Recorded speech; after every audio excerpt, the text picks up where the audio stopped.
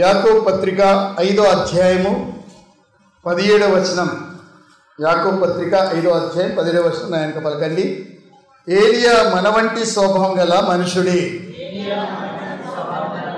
వర్షింపకుండానట్లు అతడు ఆసక్తితో ప్రార్థన చేయగా 3.5 సంవత్సరముల వరకు భూమి మీద వర్షింపలేదు. అతడు మరలా ప్రార్థన చేయగా ఆకాశం వర్షమిచ్చెను, భూమి తన ఫలమిచ్చెను. మరోసారి, ఏలియా మన వంటి స్వభావం గల మనుషుడే, వర్షింపకుండానట్లు అతడు ఆసక్తితో ప్రార్థన చేయగా 3.5 సంవత్సరముల వరకు భూమి మీద వర్షింపలేదు. అతడు మరలా ప్రార్థన చేయగా ఆకాశం వర్షమిచ్చెను, భూమి తన ఫలమిచ్చెను. 7 వాక్య భాగాన్ని మనం వెనుకల్లో దీవించను గాక. మరి యాకోబు పత్రికలో చాలా శ్రేష్టమైన ఈ మాట మనం చదువుతున్నాం ఏలియా గురించి. అంతేకాకుండా ఇదే చిన్న అధ్యాయంలో యోబు గురించి కూడా ఉంది. ఆయన సహనం గురించి వివరిస్తూ 5వ అధ్యాయంలో ఎంత సహించాడో దాని గురించి 8వ వచనంలో యోబు గురించి కూడా రాయబడింది. అయితే పాత నిబంధన భక్తులు ఏలియా గురించి, ఏలియా మన వంటి స్వభావం గల మనుషుడి, మనలాగా ఆయనకు ఆకలి అయ్యేది, దాహం వేసేది, కోపం వచ్చేది, అలిగేవాడు, దేవుసల్లో మరణమే కోరుకునేవాడు, మళ్ళీ తిరిగి ఉల్లాసపడేవాడు, ఇలాంటి స్వభావాలన్నీ కూడా ఆయనలో మనకు కనబడతా ఉంటాయి. ఏలియా మన వంటి స్వభావం గల మనుషుడే. అది ఏమని ప్రార్థన చేశాడు? వర్షించకూడదని ఆసక్తితో ప్రార్థన చేశాడు. మళ్ళీ వర్షం రావాలని మళ్ళీ ఆసక్తితో ప్రార్థన చేశాడు. అలా ప్రార్థన చేయడం ద్వారా ఆకాశం వర్షం ఇచ్చెను, భూమి దాని ఫలం ఇచ్చెను అని రాయబడింది. పిల్లలారా, ఈ ఏలియాను మనము చూస్తే అకస్మాత్తుగా వచ్చినట్టు మనం రాజుల గ్రంథంలో చూడగలం. ఆయన గురించి మరి తల్లి ఎవరు, తండ్రి ఎవరు, ఏ ప్రాంతం వాడు, మరి ఏ గోత్రం వాడు, ఏది కూడా అక్కడ చెప్పబడలేదు. అకస్మాత్తుగా గిలాద్ ప్రాంతంలో ప్రత్యక్షమై తోలు తట్టి నడుమును కట్టుకొని ఆహాబ్ ముందుకు వచ్చి, ఇదిగో నేను చెప్పే వరకు కూడా భూమి ఆకాశం వర్షం ఇవ్వదు, భూమి పంట ఇవ్వదని చెప్పి వెళ్ళిపోతాడు. మరి అకస్మాత్తుగా ఇది చెప్పిన ప్రకారము జరిగినట్టు మనం చూస్తున్నాం. 3.5 ఏళ్ళ వరకు కూడా వారికి వర్షం లేదు. చూడండి, ఎప్పుడైతే ప్రజలు పాపంలో పడిపోయారో అప్పుడు ఆకాశంను తాళం వేయుటకు ఒక మనుషునికి దేవుడు తాళం చేయని అప్పచెప్పాడు. చూడండి, ఆకాశంను మేఘాలతో కప్పి భూమి కొరకు వర్షం సిద్ధపరచువాడు ఆయన్నేని 147 కీర్తనలో ఒక చోట రాయబడి ఉంటుంది. ఆయన్ని ఆకాశమున్ ముంగములతో కప్పును, ఆయన్ని ఆకాశమున్ మేఘములతో కప్పును, భూమి కొరకు వర్షము సిద్ధపరచు వాడని, భూమి కొరకు వర్షము సిద్ధపరచు వాడని, దేవునికి స్తోత్రము గానము మంచిది, మనమందరము స్తుతి గానము యుటయే మంచిది. ఆమేన్. దేవునికి స్తోత్రం. మన జీవితంలో చాలా మంచి అద్భుతాలు మనం చూస్తున్నాం. ఎప్పుడైతే ఆకాశంను మూశాడో కరువు మొదలైంది, పాడి పంటలు పండడం లేదు. దేవుడు ఏలియాను దాక్కోమని చెప్పాడు. ఆయన ఏం చేశాడంటే కేరీతు వాగు దగ్గర దాగి ఉన్నాడు. కేరీతు వాగు దగ్గరికి కాకోలములకు దేవుడు ఆజ్ఞాపించి ఉదయము రొట్టె మాంసము, రాత్రి కూడా రొట్టె మాంసం తెచ్చి ఇచ్చుటకై నేను కాకోలములకు ఆజ్ఞాపిస్తేనని మొదటి రాజుల గ్రంథం 17వ అధ్యాయంలో రాయబడింది. 17వ అధ్యాయం 2వ వచనం చదువుతున్నాను చూడండి. పిమ్మట యెహోవా వాక్కు అతనికి ప్రత్యక్షమై, నువ్వు ఇచ్చటి నుండి తూర్పు వైపునకు పోయి యోర్దానుకు ఎదురుగా ఉన్న కెరీతు వాగు దగ్గర దాగి ఉండము. ఇప్పుడు చూడండి, 2 నదులు కలుసుకుంటున్నాయి ఒక చోట. కెరీతు వాగు అక్కడికి వచ్చి యోర్దాను నదిలో కలిసిపోతుంది, 2 కలిసి పారుతూ ఉన్నాయి. ఆ చోట దేవుడు ఆయన దాక్కొని ఉండమన్నాడు. ఎవరికి భయపడి దాక్కొని ఉండాలి? దేవుడు తలంచుకుంటే మనుషుల కళ్ళే గుడ్డితనం కలగజేయరాదా? లోతు కాలంలో కలగజేసినట్టు, లేక ఏలీషా కాలంలో ఆయనను పట్టుకోవడానికి వచ్చిన ప్రజలకు గుడ్డితనంతో మొత్తచ్చు కదా. అయినప్పటికీ నీ దేవుడి నన్ను దాక్కొని ఉండమంటున్నాను. ప్రార్థనకు మంచి అవకాశం ఉంటుంది, అక్కడ దాగి ఉండము. మళ్ళా 4వ వచనం చూడండి. ఆ వాగు నీరు నువ్వు త్రాగుదువు, అచ్చటికి నీకు ఆహారం తెచ్చుటకై నేను కాకోలములకు ఆజ్ఞాపించినదని అతనికి తెలియజేయగా అతడు పోయి యెహోవా సెలవు చొప్పున యోర్దానుకు ఎదురుగా ఉన్న కెరీతు వాగు దగ్గర నివాసం చేసెను. అక్కడ కాకోలములు ఉదయమందు రొట్టె మాంసంను అస్తమయమందు రొట్టె మాంసంను అతని యొద్దకు తీసుకొని వచ్చుచుండెను. అతడు వాగునీరు త్రాగుచూ వచ్చెను. కొంతకాలం అయిన తర్వాత ఆ దేశంలో వర్షం లేక ఆ నీరు ఎండిపోయెను. చూడండి, దేవుడు ఎంత ఆయనకు కాపుదల ఇస్తున్నాడు. దేవుడు పోషించు దేవుడని మనం పాటలు కూడా పాడుకొని ఉంటున్నాం. శ్రేష్టమైనవి అమూల్యమైనవి ఆశీర్వదించి నాకు ఇచ్చినవయ్యా. శ్రేష్టమైనది అమూల్యమైనది ఆశీర్వదించి నాకు ఇచ్చినవయ్యా.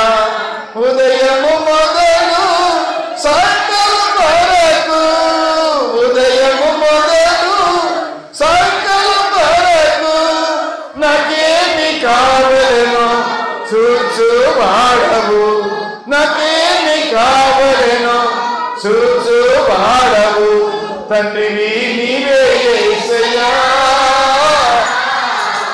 కోటి కోటి వందనాలయ్యా. తండ్రివి నీవే యేసయ్యా, కోటి కోటి వందనాలయ్యా. ఆమేన్. మన తండ్రి మనల్ని పోషించువాడై ఉంటున్నాడు. మన గృహంలో ఎక్కడున్నా అక్కర్లన్నీ కూడా తీర్చు దేవుడై ఉంటున్నాడు. ఎప్పుడైతే మన కుటుంబం యొక్క ఆధిపత్యం అంతా ఆయన చేతికి అప్పగిస్తామో, మన జాబు, మన పిల్లలు, వాళ్ళ చదువులు, మనకిట్లా భత్యము, ఇవన్నిటి గురించి ఎవరికి ఆధిక్యత ఇవ్వాలి? దేవునికి. మన నువ్వు చింత పెట్టుకొని మూరెడు ఎత్తు చేసుకోలేవు గనక ఏం తిందుమా ఏం త్రాగుదుమా అని చింతించకూడి. ఆకాశ పక్షులను చూడుడి, అవి విత్తవు, అవి కోయవు, మొదటి కలుపు లేదు, రెండు కలుపు లేదు, నాటుడు లేదు, దున్నుడు లేదు, గోదాము సమకూర్చుకోవడం లేదు. కానీ ఆకాశం అందున్న దేవుడు వాటిని పోషిస్తున్నాడు. అవి ఎప్పుడైనా చింత పెట్టుకుంటాయా? అయ్యో ఆహారం ఎట్లా? చిలుకలు 1000 కొద్ది ఇట్లా పోతూ ఉంటాయి, కొంగలు కాకులు వెళ్తూ ఉంటాయి. వాళ్ళ బడి అయిపోయిందని నేను అప్పుడప్పుడు పిల్లకాయలకు చెప్తా ఉంటాను. చూడు, కాకుల బడి అయిపోయింది, అన్ని కాకులు వెళ్తుంది. అన్ని కాకులకు ఆహారం ఎక్కడికి వెళ్ళి వస్తుంది? ఎవరు పెడుతున్నారు? అర్చు పిల్ల కాకులకు ఆహారం పెట్టువాడు ఆయన్నే అని రాయబడి ఉంది. దేవుడే పెడుతున్నాడు. దేవుడు ఏం పని భూని ఉన్నాడు? పరలోకానికి వెళ్ళాడు, మరి కుడి పార్శ్వమున కూర్చున్నాడు. మరి కూర్చుండి ఏం చేస్తున్నాడని మనం ఆలోచిస్తే 113వ కీర్తనలో దాని జవాబు ఉంటుంది. ఏమని? ఆయన పెంట కుప్ప మీద నుండి దీనులను పైకెత్తువాడు, దరిద్రులను ప్రధానంతో కూర్చుండబెట్టువాడు, సంతులేని దాన్ని ఇల్లాలుగా చెయ్యువాడు. చూడండి, పెళ్ళిళ్ళు జరిగిస్తాడు, పంటలు వండిస్తాడు. దేవుడు పెంట కుప్ప మీదకి వెళ్ళి పేదలను లేవనెత్తుతాడు, మంచి జాబులు వారికి ఇప్పిస్తాడు, మంచి చదువులు వారికి నేర్పిస్తాడు. మనకంటే ఎక్కువ ఆయన పనిభూని ఉన్నాడు. మనం అనుకుంటాం ఉదయం నుండి మొదలుకొని సాయంకాలం దాకా ఎన్నో పనులు చేస్తుంది, నడుము టీంగమని, ఇప్పుడు కాస్త అలసిపోయినా మీకు పడుకుంటామంటాం. కానీ నా తండ్రి ఇంతవరకు పనిచేస్తూ ఉన్నాడు, నేను కూడా పనిచేస్తూ ఉన్నాను అన్నాడు ప్రభు. ఏం పని ఆయన చేసింది? వృద్ధి వారికి చూపునిచ్చాడు. ఏం పని చేసింది? కుంటి వారికి కాళ్ళనిచ్చాడు, పీనుగులను లేవనెత్తాడు, ఆకలి కలిగిన వారికి ఆహారం పంచిపెట్టాడు, బాధతో ఉన్న వారిని ఓదార్చాడు, వారి బాధలు సుఖదుఖాల్లో పాల్పొందాడు, వారితో పాటు కన్నీరు కార్చాడు. దేవునికి స్తోత్రం. కనుక మనతో పాటు కుటుంబంలో సభ్యుడిగా ప్రభు ఉంటాడు, ప్రతి ఒక్కరు తీర్చడానికి ఉంటాడు. ఏలే భక్తుడు ఆకలి కలిగి ఉన్నాడు, కరువు మొదలైంది. ఆ కరువులో ఈయనకు ఆహారం దొరకదని ప్రభుకు తెలుసు. కేరీతి వాగు నీరు కూడా ఎండిపోతాయని ప్రభుకు తెలుసు. చూడండి, మేము తవ్వుకున్న తాత ముత్తాతల నాటి బావి ఇప్పుడు దగ్గర 10-15 ఏళ్ళ ఎండిపోయి ఉంది. ఒక్క చుక్కలు నీళ్ళు లేవు. వర్షాలు బాగా పడ్డప్పుడన్నా నీళ్ళు అందులో వస్తాయంటే అసలు రావడమే లేదు. నీళ్ళ మట్టం 100 ఫీట్ల కిందికి దిగిపోయింది ఈ ప్రాంతం అంతా కూడా. మేము నిన్న సుగుణం ఇంటికి గొలుసు ప్రార్థనకు వెళ్ళినప్పుడు లైన్ కొద్ది రోడ్డు బ్లాక్ చేస్తూ ఒక 10-15 డ్రమ్లే పెట్టబడ్డాయి. అన్నీ ఒక చోట కుప్పెందుకున్నాయని నేను ఆశ్చర్యపోతున్నా. ఆ సందులకు బండి వెళ్ళదు, ట్యాంకర్ ఒక చోట వాళ్ళు కుప్పగా పెట్టేస్తారు. ఎవరి డ్రమ్లో వాళ్ళు మోటార్ వేసుకుంటారు, నీళ్లు ఇంట్లోకి జారగొట్టుకుంటారు. ఎంత తిప్పలుందో చూడండి. నీళ్ళ మట్టం ఎక్కడికి దిగిపోయింది? వాళ్ళు 300 ఫీట్లు దవ్విచ్చినా వాడోళ్ళందరూ కలిసి తలిని వేసుకున్నా నీళ్లు రాలేదు. ఎంత కోసం ఉందో చూడండి నీళ్ళకు. అలాగని ఈ కరువు కాలంలో 3.5 ఏళ్ళు వర్షాలు లేవు. ఆ వర్షాలు లేనప్పుడు పాడి పంటలు అసలు పండడమే లేదు. జనులు స్నానానికి కూడా నీళ్ళు వాడడం లేదు. తాగడానికి లేవంటే స్నానానికి నీళ్ళు ఎక్కడాగా? స్నానం మానేశారు. ఆ సంవత్సరంలో ఏవో అక్కడక్కడ కొంచెం పండిన పంట తిన్నారు. మరలా వచ్చే సంవత్సరం ఏం జరిగింది? కాకులను గద్దలను చంపుకొని మరలా వచ్చే సంవత్సరం కుక్కలు పందులు అన్నీ కూడా ఏవి జీవరాశులు కూడా చనిపోతూ ఉన్నాయి కదా. తుదకి ఎట్లా వచ్చింది పరిస్థితి అంటే, ఇయ్యాల నా కొడుకుని కోసి వండుకుందాం, రేపు నీ కొడుకుని కోసి వండి పెట్టు అని చెప్పి మాట్లాడుకున్నారట ఇద్దరు. ఆల్రెడీ ఒక కైలు కోసేసిందట ఒక పిల్లోని. చూడండి, పిల్లోని కోయాలంటే ఎంతో ధైర్యం కావాలి. ఇద్దరు ఆడవాళ్ళు గుడ్డి సప్పుడు కాకుండా ఇంట్లో వచ్చి తన కొడుకుని బయట పంపించేసింది. పక్కింటి ఆవిడని ఇంట్లోకి పిలుచుకొని కొడవలు తీసుకొని ఎట్లేసి చంపిందో మనకు తెలియదు. కానీ బాబు చచ్చిపోగా చేతికి చెయ్యి కోసి కాలు కోసి పేగులు బయట తీసి పెద్ద బొగున పెట్టి అందులో ఉడకబెట్టుకొని తిన్నారట. అంత దారుణమైన పరిస్థితి అది. దేవునికి స్తోత్రం. ఇక ఈ రెండో ఆమె తన కొడుకుని దాచిపెట్టిందట. రాజుగారు గోడ మీద తిరుగుతా ఉన్నారు, గోడె పట్ట కట్టుకొని అంగలాడుస్తున్నాడు, ఆహారం లేక వర్షం లేక. అప్పుడు రాజు దగ్గరికి ఫిర్యాదు వేయింది. అయ్యా అయ్యా అంటే నన్ను ఎందుకు పిలుస్తున్నారు? గానుగలు ఉన్నది ఏది కూడా నీకు ఇయ్యరాదు, ధాన్యంలో ఉన్నది ఏది కూడా ఇయ్యరాదు. యెహోవా దేవుడే మన మీదకి ఉగ్రత పంపించి ఉంటుండగా అది తప్ప ఇంకేదన్నా అడుగు అన్నాడు. ఆహారం మాత్రం అడగకున్నాను, అవి లేవు అన్నాడు. అప్పుడు ఏమంటుంది, లేదయ్యా నా ఫిర్యాదు ఏంటంటే మేమిద్దరం మాట్లాడుకున్నాం, నేడు నీ కొడుకుని కోసి పెట్టు వండి పెట్టు, రేపు నా కొడుకుని కోసి వండి పెడతా అన్నాం. నా కొడుకుని నేను కోసి వండి పెట్టినా కానీ ఈవిడ తన కొడుకును దాచిపెట్టింది. అప్పుడు రాజుగారు తన వస్త్రాలు చెంపుకున్నాడట. లోపల ఏం కనబడుతుంది? గోనె పట్ట. లోపల ఏం దొరుకుతున్నాడు? యూదులు గోనె పట్ట దేనికి దొరుకుంటారండి? చాలా దుఃఖం ఉన్నప్పుడు, చాలా అంగలార్పు ఉన్నప్పుడు. అలాంటి పరిస్థితి వచ్చింది. ఏలియా భక్తుడు ఆకాశంకు తాళం వేయటం ద్వారా దేశమంతా కరువు చేత నింపబడ్డది. దేశమంతా అలమటిస్తూ ఉంది, దేశమంతా చనిపోతూ ఉంది. వాళ్ళు చాలా బాధలో ఉన్నారు. కేరితి వాగు నీళ్లు కూడా ఎండిపోయినాయి. కానీ ఏలియా భక్తుని పోషణకర్త చూడండి ఎలా పోషించాడు ఆయన. నేను కాకోలంగా ఆజ్ఞాపించాను, ఉదయకాలం రొట్టె మాంసం అవి తెచ్చి పెడతాయి, సాయంకాలం కూడా నీకు రొట్టె మాంసం తెచ్చి పెడతాయి. చూడండి, కాకులకన్నిటికీ ఆజ్ఞ బయలుదేరింది. కాకులరా, నా భక్తుడైన ఏలియా భక్తుడు కేరితి వాగు ప్రక్కకున్నాడు, మీరు వెళ్ళి ఆయనకు రొట్టె మాంసం పెట్టండి అంటే అవి దేశమంతా వెతకాలి ఎక్కడ రొట్టె ఎక్కడ మాంసం ఉంది. ఒకే ఒక ప్లేస్లో రొట్టె మాంసం తయారవుతూ ఉంటుంది. చెప్పండి మీరు ఏ ప్లేస్ అది? రాజుగారి భవనం, అంతఃపురం. దేశమంతా కరువుతూ ఉన్నా ఆయన కిచెన్ మాత్రం ఎప్పుడు నిండా ఉంటుంది. వేడి వేడి ఫ్రై చేసుకుంటా ముక్కలు పక్కకు పెట్టిందేమో కిటికీ దగ్గర, చపాతీలు కాల్చి పెట్టారేమో. కొన్ని కాకులు కిటికీ దగ్గరికి వచ్చి రొట్టెలు తీసుకెళ్ళాయి, కొన్ని కాకులు మాంసం ముక్కలు తీశారు. వాటికి ఎంత పని చూడండి. ఈ కరువు కాలంలో అవే ఆకలితో చనిపోతూ ఉంటే వాటికి దేవుడు ఒక పని పెట్టాడు. ఆహారం తినదాని లోట్లో నుండి ఆహారం దేవుడు ఏలియా భక్తునికి ఇప్పించాడు. తినదానిలో నుండి నాకు ఆహారం దొరికిను అని చెప్పి సంసోన్ అంటాడు. చూడండి, తినేదేంటి? సింహం నోట్లకి వెళ్ళి ఏం దొరికింది ఆయనకు? తేనె. కనుక ఇప్పుడు తినేదాని నోట్లో నుండి దేవుడు అప్పచెప్తున్నాడు. కాకోలంలో ఎప్పుడు ఎవరికి ఇవ్వయి, దాని స్వభావమే అది కాదు. ఇలాకాయ చేతులు ఏదన్నా అప్పం ఉన్నా అవి తనుకొని పోతాయి కదండి, అవి పెట్టే అసలు.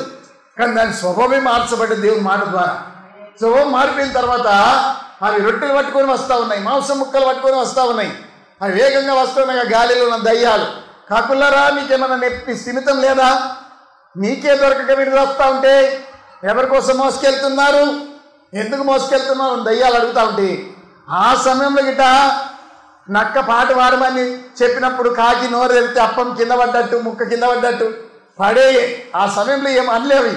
కానీ ఎప్పుడైతే అప్పచెప్పాయో తిరిగి వెళ్ళినప్పుడు దయ్యాలకు చెప్తా ఉన్నాయి, ఏమని? మాకు పరలోకమందు తండ్రి ఉన్నాడు, మా సంగతి దేవుడే చూసుకున్నాను. దేవుడికి స్తోత్రం, హల్లెలూయా. చూడండి, ఇశ్రాయేలును పోషించు దేవుడు. నిన్ను నన్ను పోషించు దేవుడు.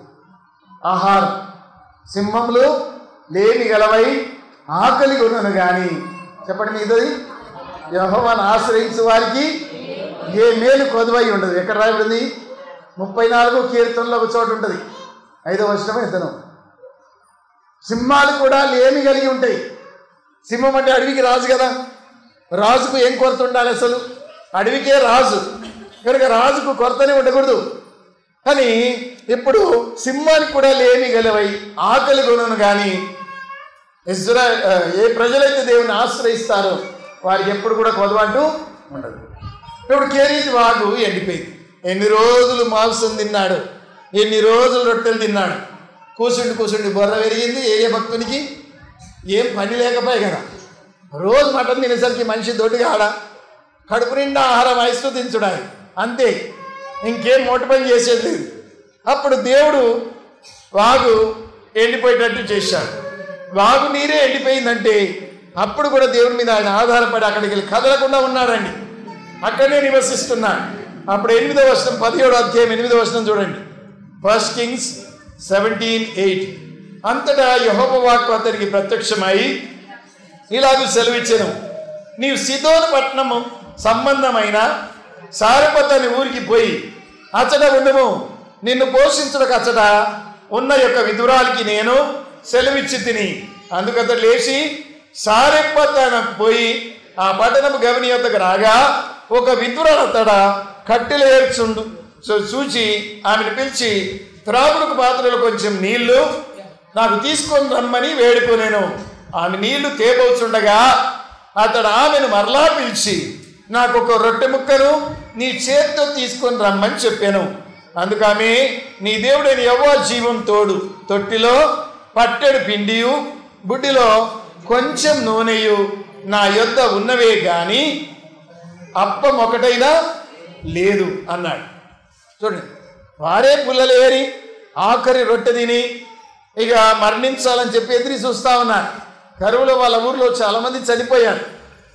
మీరు ఎప్పుడన్నా కరువు దినాల్లో భారతదేశంలో కరువు వచ్చినప్పుడు వాళ్ళు తీసిన ఫోటోలు చూసినట్లయితే మనుషుల ఒంటి మీద బట్టలు ఉన్నాయి, కడుపు వెనుపూసకు అంటుకపోయి ఉంటుంది, చెంపలన్నీ లోపలికి పోయి ఉంటాయి, కళ్ళు బయటికి వచ్చి ఉంటాయి.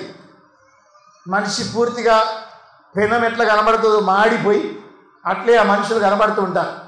పుడకల్లాంటి చేతులు, పుడకల్లాంటి కాళ్ళతో అంబాడుతూ కనబడతారు. ఎందుకనగా వాళ్ళకి నడిచే శక్తి కూడా ఉండదు, ఎన్నో దినాల ఆహారం లేక. చాలా భయంకరమైన స్థితి. ఇంట్లో ఎంతోమంది చనిపోతుంటారు, బాధ పెట్టడానికి శక్తి చాలదు వారికి. అలాంటి పరిస్థితి నేను ఆ బొమ్మలు కూడా చూశాను.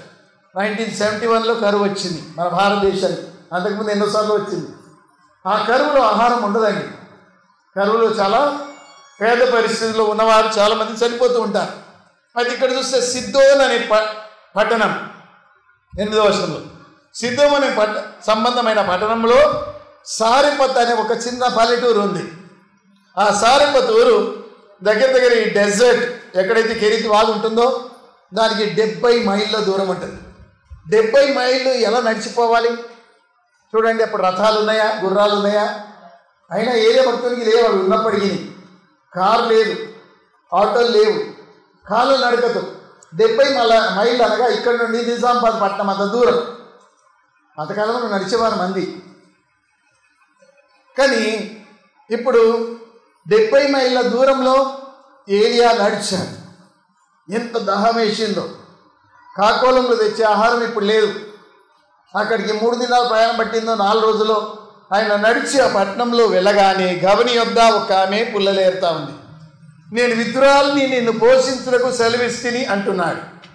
అంటే ఆల్రెడీ విధురాలకు మెసేజ్ అందింది కళ ద్వారా, నా భక్తుని ఊరికి పంపించబోతున్నాను, ఆయన ఏం చేయాలి, నువ్వు పోషించాలి అంటే కళ వచ్చింది. అప్పుడు ఆమె పుల్లలు ఏరుతా ఉంది. పుల్లలు ఏరేటప్పుడు దైవజనం వచ్చి అమ్మా ప్రేజ్ లాడ్ అన్నాడు. ఆమె కూడా లేచి ప్రేజ్ లాడ్ అని 2 చేతులు జోడించింది. అమ్మ మొదటి అప్పం నాకు తీసుకురా, కొన్ని నీళ్ళు తీసుకురా అని చెప్పాడు. అప్పుడు ఆమె ఏమంటుంది, అయ్యా డబ్బలో పిండి పట్టెడు పిండి తప్ప, కొంచెం బుడ్డిలో నూనె తప్ప ఇంకేమి కూడా నా దగ్గర లేదు. నేను నా బిడ్డే ఇక తిని చావుకు సిద్ధమవుతున్నాం. మేము చావక ముందు నేను ఇంటికి పోయి వాటిని నాకు నా బిడ్డకు సిద్ధం చేసుకునే వాళ్ళేనని అనుకొని పుల్లలు ఏరుతున్నాను అంటుంది.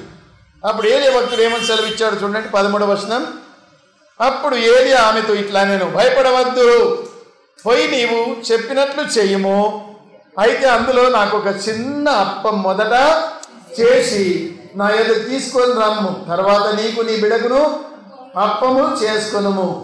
భూమి మీద యెహోవా వర్షం కురిపించు వరకు నీ తొట్టిలో ఉన్న పిండి తక్కువ కాదు, బుడ్డిలో నూనె అయిపోదని ఇశ్రాయేలుల దేవుడైన యెహోవా సెలవిస్తున్నాడని నేను. దేవునికి స్తోత్రం, హల్లెలూయా. చూడండి, కరువు తొలిగే వరకు కూడా, భూమి మీద వర్షం కురిపించే వరకు కూడా నీ డబ్బలో పిండి అయిపోదు, నీ బుడ్డిలో నూనె ఉడవదు. ఎంత మంచి మాట దేవుడు సెలవిచ్చాడు. అసలు ఆమెను కాపాడటానికి ఆమె దగ్గరికి మనిషిని పంపిండా, ఆఖరి రొట్టె తిని చావాలని చూస్తూ ఉంది కదా. ఆమెను కాపాడడానికే వాళ్ళ ఇంటికి దేవుడు దైవజనుని పంపాడేమో. ఇప్పుడు ఒక వ్యక్తి ఇట్లా ఎక్కువైందంటే పప్పు సరిపోతుందా లేదా, రొట్టెలు సరిపోతాయి లేదా ఎంచి చూస్తాం మనం, అన్నం సరిపోతుందా లేదా. ఒక వ్యక్తి ఎక్కువ వచ్చింది అనుకోండి చుట్టం, అప్పుడు మనకి ఇద్దరికే మాత్రం సరిపోయేది ఉంది అనుకోండి, భార్య భర్తలు ఇద్దరే తిని పక్క మడుచుకొని పందామని చెప్పి వాళ్ళు చేసుకున్న ఆహారం ఉంది. మూడో వ్యక్తి వచ్చేసరికి ఎవరైనా ఒక్కరు ఉపవాసం ఉండాలి. అసలు ఉపవాసం ఉండే రోజులు ఆడోళ్ళకి ఎన్ని వస్తాయో, మగవాళ్ళకి మంచిగా తినబెడతారు. వాళ్ళకి తెలియనియకుండా కూడా వీళ్ళు మంచినీళ్ళు తాగి పండుకుంటారు సప్పుడు.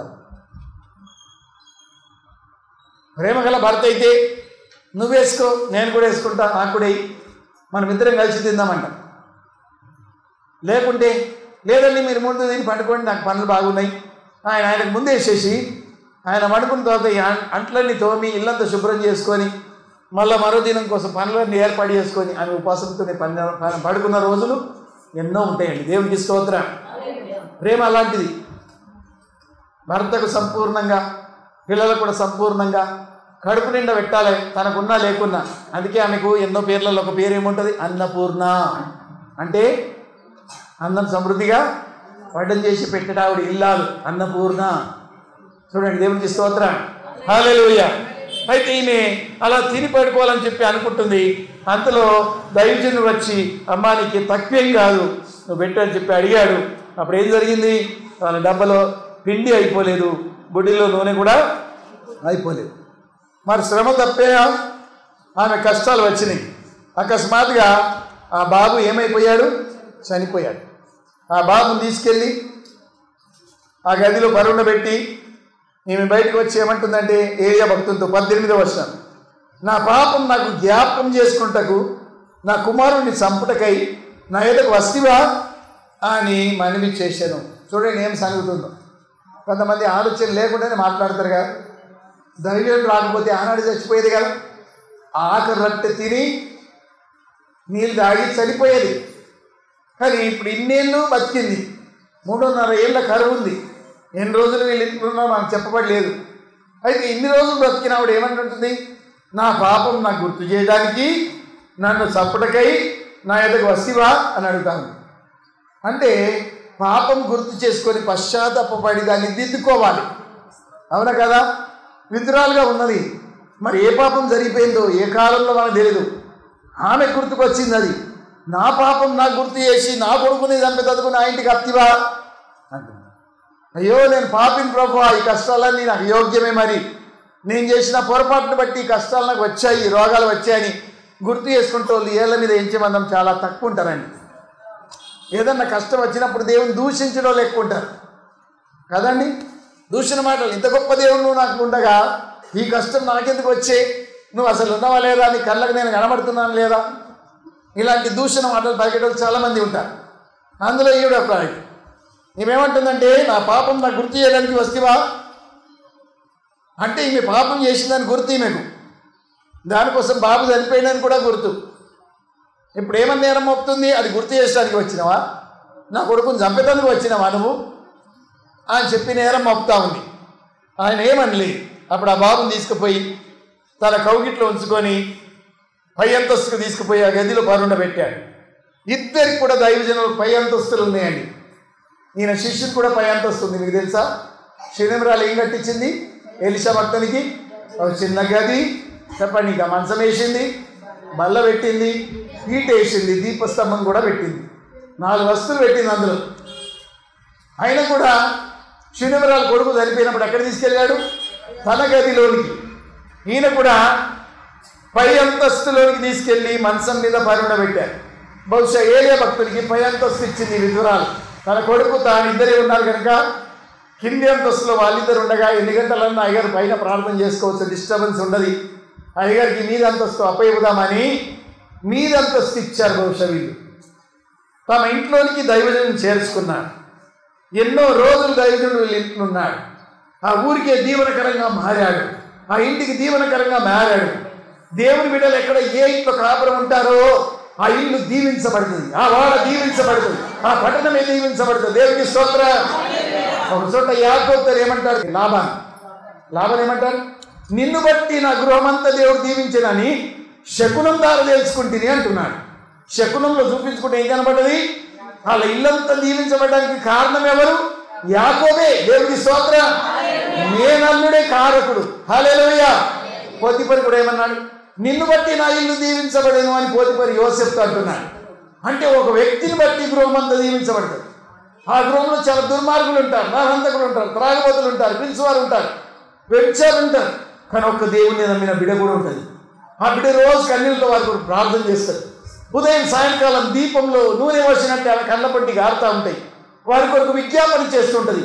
ఆమెను బట్టి ఆ ఇల్లంతా దీవించబడుతుంది, ఆ వాడంతా దీవించబడుతుంది. దేవుడికి స్తోత్రం. హల్లెలూయా. ఏలియాను బట్టి ఆ గృహాన్ని దేవుడు దీవించాడు. అయినా గృహంలో మరణం రాక తప్పలేదు. మరణం వచ్చినప్పటికీ ఆ శవంను తీసుకెళ్ళి ఆ చిన్నవాడిని తన మంచం మీద పరుండబెట్టి ఆ చిన్నవాడి మీద ముమ్మారు పరుచుకొని చాచుకొని పడుకొని ఏమంటున్నాడు? 21వ వచనం 17వ అధ్యాయం.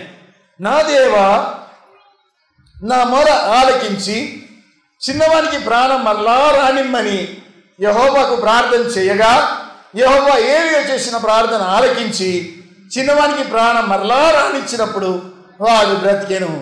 ఏలియా చిన్నవాడిని తీసుకొని గదిలో నుండి దిగి ఇంట ప్రవేశించి వాని తల్లికి అప్పగించి, ఇదిగో నీ కుమారుడు, వాడు బ్రతికి ఉన్నాడని చెప్పగా ఆ స్త్రీ ఏం చేసింది? ఏలియాతో, నీవు దైవజనుడు అయి ఉన్నావనియు నీవు పలుకుతున్న యెహోవా మాట నిజమనియు ఇందుచేత నేను ఎరుగుదును. దేవుడికి స్తోత్రం. అప్పుడు ఏమని పలికింది సాక్ష్యం? నువ్వు నిజంగా దైవజనుడు, నువ్వు పలికిన మాట దేవుడు తప్పకుండా నెరవేరుస్తాడు. ఇందు నిమిత్తం నేను గ్రహించాను అంటుంది. దేనికోసం? పిల్లగాడికి బ్రతికినందుకు. పిల్లగాడికి బ్రతకకపోతే ఏమంటుంది చెప్పండి? ఆయన దైవజనుడు కాదు, ఆయన అబద్ధ బోధకుడు, అబద్ధ ప్రవక్త. ఇంట్లో ఇన్ని దినాలు నేను ఉంచుకున్నా, నాకు తెలియదు ఆయన అబద్ధ ప్రవక్త అని చెప్పి సాటిస్తుండే. ఇప్పుడేమని సాటిస్తుంది? నువ్వు నిజంగా దైవజనుడు అనియు నువ్వు పలికే మాట తప్పకుండా నెరవేరుతుంది అనియు ఇందు నిమిత్తం నేను గ్రహించుస్తున్నాను అంటున్నాను. దేవుడికి స్తోత్రం. హల్లెలూయా, హల్లెలూయా, హల్లెలూయా. ఒకసారి భూషణ్ రావుపేటకి వెళ్ళాను. భూషణ్ రావుపేటలో అప్పటికే 5 బోర్లు వేసుకొని ఎక్కడ కూడా నీళ్ళు వాడక అన్నీ ఫెయిల్ అయిపోయినాయి. ఇసుక కుప్ప మీద నేను కూర్చుని ఉన్నాను. అయ్యా 5 చోట్ల బోర్ వేసుకున్నా, అన్నీ ఫెయిల్ అయిపోయినాయి, ఎక్కడ నీళ్లు రావడం లేదు. మున్సిపాలిటీని అల్ల తీసుకుంటే కూడా కొన్ని రోజులు వచ్చింది, ఫెయిల్ అయిపోయిందని చెప్పి ఆయన బాధపడతా ఉన్నాడు. నేను కూర్చున్న చోట అన్న, ఇక్కడ వేసి చూడండి ఆయన, ఇక్కడ వేసి అంటే తప్పకుండా దేవుడు నీకు నీళ్ళు ఇస్తాడని చెప్పి వెళ్ళొచ్చాను. ఆ మాట కూడా ఆయన వలుకుతున్నాను. అబ్బాయి ఇక్కడ వేయి అన్నానట నేను. ఆ దినాలు 20-30 ఏళ్ళ కింద. అబ్బాయి ఇక్కడ వేస్తే నీకు నీళ్ళు ఉంటాయని చెప్పాను. ఆయన దాన్ని లక్ష్యం చేయలే. కొన్ని రోజుల తర్వాత ఐగర్ చెప్పిన ప్లేస్లోనే వేద్దామని అక్కడ వేసాడు. ఏస్తే సమృద్ధి అనే నీళ్ళు ఇప్పటికి కూడా ఉన్నాయి వాళ్ళకి. దేవుడికి స్తోత్రం. హల్లెలూయా. అప్పుడు ఆయన అసోసియేషన్ మీటింగ్లో సాక్ష్యం చెప్తా ఉన్నాడు. నేను మర్చిపోయిన సంగతి అని చెప్తున్నాడు సాక్ష్యం. 5 చోట్ల బోర్ వేసుకున్న ఎక్కడ నీళ్ళు పడలే. అయ్యగారు వచ్చి ఇసుక మీద కుప్ప మీద కూర్చుండి ఈ చోట ఏమన్నాడు, ఇక్కడ వేస్తే నీళ్ళు పడాయని తను సాక్ష్యం చెప్తున్నాడు. దేవుడికి స్తోత్రం. దైవ సేవకులు మన ఇంటికి రావడం ఆశీర్వాదకరమని ఈమె గ్రహించి ఏమంటుందంటే, నిజంగా నువ్వు దైవజనుడు అని, నువ్వు చెప్పే మాట తప్పకుండా దేవుడు వింటాడని ఇందు నిమిత్తం నేను ఎరుగుదును అంటున్నాను. హల్లెలూయా. ఏలియా మన వంటి స్వభావం గల మనుషుడు. ఎటువంటి వాడు చెప్పండి? ఆయన కూడా అప్పుడప్పుడు దగ్గులేసేదా, జలుబు అయ్యేదా, కడుపును వచ్చేదా, నిద్ర పట్టేదా? గిస్తే నొప్పి కలిగేదా? చెప్పండి. ఏలియా మన వంటి స్వభావం గల మనుషుడే. అలుగుడు ఉంది, నవ్వుడు ఉంది, కేకలేసుడు ఉంది, గంతులేసుడు ఉంది, కోపపడు ఉంది. ఇజ్రాయెల్ దేశం అంతా కూడా పాపంలో పడిపోతే ఎంత రోషం ఉంది చెప్పండి. నేను చెప్పే వరకు ఆకాశము వర్షం ఇవ్వదు, భూమి పట్టివ్వదు అని చెప్పి వెళ్ళిపోయాడు అంతే. మామూలు మనిషే. గిద్దెన్ పాస్టర్ కంటే కూడా పక్కకుంటాడేమో బహుశా. లేదు కదా, అడవులు పట్టుకొని తిరిగేవారు, ఎవరు బుక్కడు పెట్టేవారు చెప్పండి. అలవాకులు తినకుండా బతికిందేమో. ఊర్లో ఉండి మంచి కాదైనా తన శిష్యుడు ఊర్లో ఉండి గిరిగాల్లో బేతేల్లో ఉండి ప్రజల మధ్యలో 100 మంది బైబిల్ కాలేజ్ పిల్లల మధ్య మెదిలినట్టు ఏలియా అట్లా మెదిలేవాడు కాదు. అడిగి పట్టుకొని తిరిగేవాడు, ఎప్పుడు దేవునితో సహవాసం ఉంచుకునేవాడు. దేవునికి స్తోత్రం. అయితే ఈయన చాలా బలంగా ఉన్న మనిషి కాదు, ఇప్పుడుకలాగానే ఉన్నాడు. రాజు దగ్గరికి డైరింగ్తో వచ్చి నేను చెప్పే వరకు ఆకాశం వర్షం ఇయ్యదని తాళమే చెడిపోయాడు. దేవునికి స్తోత్రం. ఎందుకంటే ప్రజలందరూ కూడా పాపంలో పడిపోయాడు. అహాబ్ రాజు ఇజ్బేల్ని ఎప్పుడైతే చేసుకున్నాడో, ఇజ్బేలు అనేక బేల్ దేవతలను పెట్టుకొని ఊరంతా కంపు వేసి పెట్టింది. ఊరంతా కూడా ఎక్కడ చూసినా విగ్రహాలు, అవే గుడ్లు, ఆ పూజలే నడుస్తున్నాయి. నిజమైన దేవుణ్ణి మర్చిపోయారు. భూమి ఆకాశం సృష్టించిన దేవుణ్ణి ప్రక్కన పెట్టేశారు. అన్నీ ఆ దేవతల గుడ్లే ఉన్నాయి. ఆ దేవతల పూజారులను కూడా ఎంతో మందిని, ఆమె 450 మందిని పోషిస్తా ఉన్నది. అప్పుడు ఏలియా భక్తుడు షరతు పెట్టాడు వారికి. ఏమని షరతు పెట్టాడంటే, రేపు ఈ వేళకు ప్రవక్తలందరినీ కూడా కర్మేలు కొండ మీదకి పిలవండి. ఏ దేవుడైతే అగ్ని ద్వారా జవాబిస్తాడో ఆ దేవుడే నిజమైన దేవుడు. ఆ 400 ప్రవక్తలను రాజుగారిని కూడా కొండ మీదకి రమ్మని చెప్పండి. మా ఇద్దరికి కూడా పోటీ ఉంటుంది. వాళ్ళకొక ఎత్తు ఇవ్వండి, నాకొక ఎత్తు ఇవ్వండి. వాళ్ళ ఎత్తు వాళ్ళు సెలపరుచుకొని రాళ్ళ మీద పెట్టి కింద అగ్ని పెట్టకుండానే ఆకాశం నుండి అగ్ని దింపాలి. ఏ దేవుడు అలా దింపగలుగుతాడో ఆ దేవుడే నిజమైన దేవుడు అని ఛాలెంజ్ ఇచ్చాడు వాళ్ళకి. దేవుడికి స్తోత్రం. అప్పుడు దేశం అంతా ఎక్కడికి పోయింది? కరిమేల కొండ మీదకి పోయింది. నేను కూడా కరిమేల కొండ మీదకి ఎక్కా. ఆ కొండ చాలా ఎత్తుగా మంచిగా ఉంటుంది. ఆ కొండ మీద ఒక విగ్రహం ఉంది, చాలా ఎత్తైన విగ్రహం. ఏలియా భక్తుడు నిలువుటంగి వేసుకొని ఉన్నాడు. తెల్లటి రాయితో చేయబడిన ఆ విగ్రహం. ఆయన చేతిలో ఖడ్గం ఉంటుంది, ఇలా కాబట్టి కాలి కింద ఒక మనిషి తలకాయ ఉంటుంది. మనిషిని అంటే మనిషి తలకాయ మీద తాను అడుగు పెట్టి ఇలా నరకబోతున్నాక ఆ విగ్రహం అక్కడ పెట్టారు కర్మేల్ పర్వతం మీద. నేను అది ఎక్కి అదంతా చూసి వచ్చాను. చుట్టుపక్కల ప్రాంతాలన్నీ కూడా ఆహ్లాదకరంగా కనబడతాయి. దూరం వరకు కూడా ఒలివ తోటలు, ద్రాక్ష తోటలు, లోయలు, ఎత్తులు, యెరూషలేం పట్టణం చుట్టుపక్కల కొన్ని ఊర్లు కూడా కనబడుతూ ఉంటాయి కర్మేల్ పర్వతం మీదకి ఎక్కిన వారికి. అయితే ఈ కర్మేల్ పర్వతం మీదకి వేలాది మంది పైకి ఎక్కారండి. అప్పుడు ఏలియా భక్తుడు ఏమన్నాడు, ఇదిగో మీరు చాలామంది ఉన్నారు కదా, మొదల మీదే కానివ్వండి, ఎద్దును తీసుకోండి, బలి అర్పించండి, అగ్ని మాత్రం కింద పెట్టద్దని చెప్పేశాను. అప్పుడు వాళ్ళ రాళ్ళ మీద ఆ ఎద్దును బలి అర్పించి దాని మీద పేర్చి ఒక ప్రత్యేకమైన దుస్తులు ధరించుకున్నా. మన ప్రాంతంలో కాషాయ వస్త్రాలు తొడుక్కున్నట్టు, తిబ్బెత్ ప్రాంతంలో రక్త వస్త్రాలు తొడుక్కున్నట్టు, గౌతమ బుద్ధుని పూజించే వారు తెల్లటి వస్త్రాలు వేసుకున్నట్టు వీళ్ళకు కూడా ప్రత్యేకమైన దుస్తులు ఉన్నాయి. ఆ దుస్తులు ధరించుకొని ఉదయం నుండి మొదలుకొని సాయంకాలం వరకు కూడా బేల్దేవత అగ్నిదింపు, బేల్దేవత అగ్నిదింపు అని కేకలు వేస్తూ ఉన్నారండి. అగ్ని దిగలే. సాయంకాలం నైవేద్య సమయం వచ్చేసింది. ఏలే భక్తుడు ప్రార్థన చేసుకోవాలిగా. అప్పుడు ఏలే భక్తుడు ఏమన్నాడంటే, సరే ఇక నా సమయం కనుక మీరు పక్కన జరగండి అండి. 12 రాళ్ళు తెప్పించాడు. గోత్రానికి ఓ రాయి చొప్పున 12 రాళ్ళు పెట్టుకున్నాడు. ఆ రాతి చుట్టూ కందకం దవ్వించాడు, బలి అర్పించాడు, ఎద్దును వాటి మీద పెట్టాడు, కట్టెలు పేర్చాడు. అప్పుడు 12 బిందెల నీళ్ళు తెచ్చి ఆ కందకంలో నింపేయమన్నాడు. ఆ బలి పశువు మీద మొత్తం కూడా పొయ్యమన్నాడు. కట్టెలన్నీ కూడా తడిసిపోయినాయి, బలి పశువు తడిసిపోయింది. ఎన్ని పుల్లలు గీకినా, ఎంత కెరోసిన్ పోసినా అంటుకుంటుందా మంట? అంటుకోదు. అయితే అక్కడ చూస్తే మొత్తం తడిపేసిందండి. తడిపేసిన తర్వాత ఒక చిన్న ప్రార్థన ఏమని చేశాడు చూడండి. 18వ అధ్యాయము 36వ వచనం, మొదటి రాజుల గ్రంథం 18వ అధ్యాయము 36వ వచనం అందరం కలిసి చదువుదామా? అస్తమయ నైవేద్యము అర్పించు సమయమున ప్రవక్త ఏలియా దగ్గరికి వచ్చి ఇలాగూ ప్రార్థన చేసెను. యెహోవా, అబ్రాహాము ఇస్సాకు ఇజ్రాయేలు దేవా, ఇజ్రాయేలుల మధ్య నీవు దేవుడవై ఉన్నావనియు నేను నీ సేవకుడై ఉన్నాననియు ఈ కార్యములన్నీ నీ సెలవు చేతనే చేసిదిననియు ఈ దినం నా కనపరచుము. యెహోవా, నా ప్రార్థన ఆలకించుము. యెహోవా, నీవే దేవుడవై ఉన్నావనియు నీవు వారి హృదయములను నీ తట్టుకు తిరగచేయుదువనియు ఈ జనులకు తెలియనట్లు నా ప్రార్థన అంగీకరించు.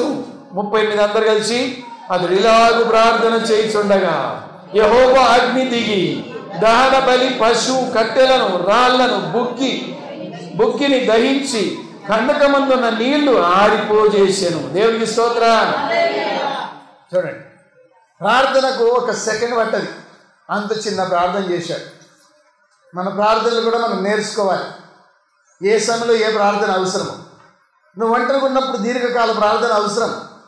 అందరికి కూడా దేవుని సన్నిధిలో వాళ్ళ కుటుంబాలను, వాళ్ళ పిల్లల్ని, వాళ్ళ జాబ్స్, వాళ్ళ ఉద్యోగాలు ఇవన్నీ కూడా ఎత్తిపట్టుడు నీ ఏకాంత ప్రార్థనలు చేసుకోవాలి.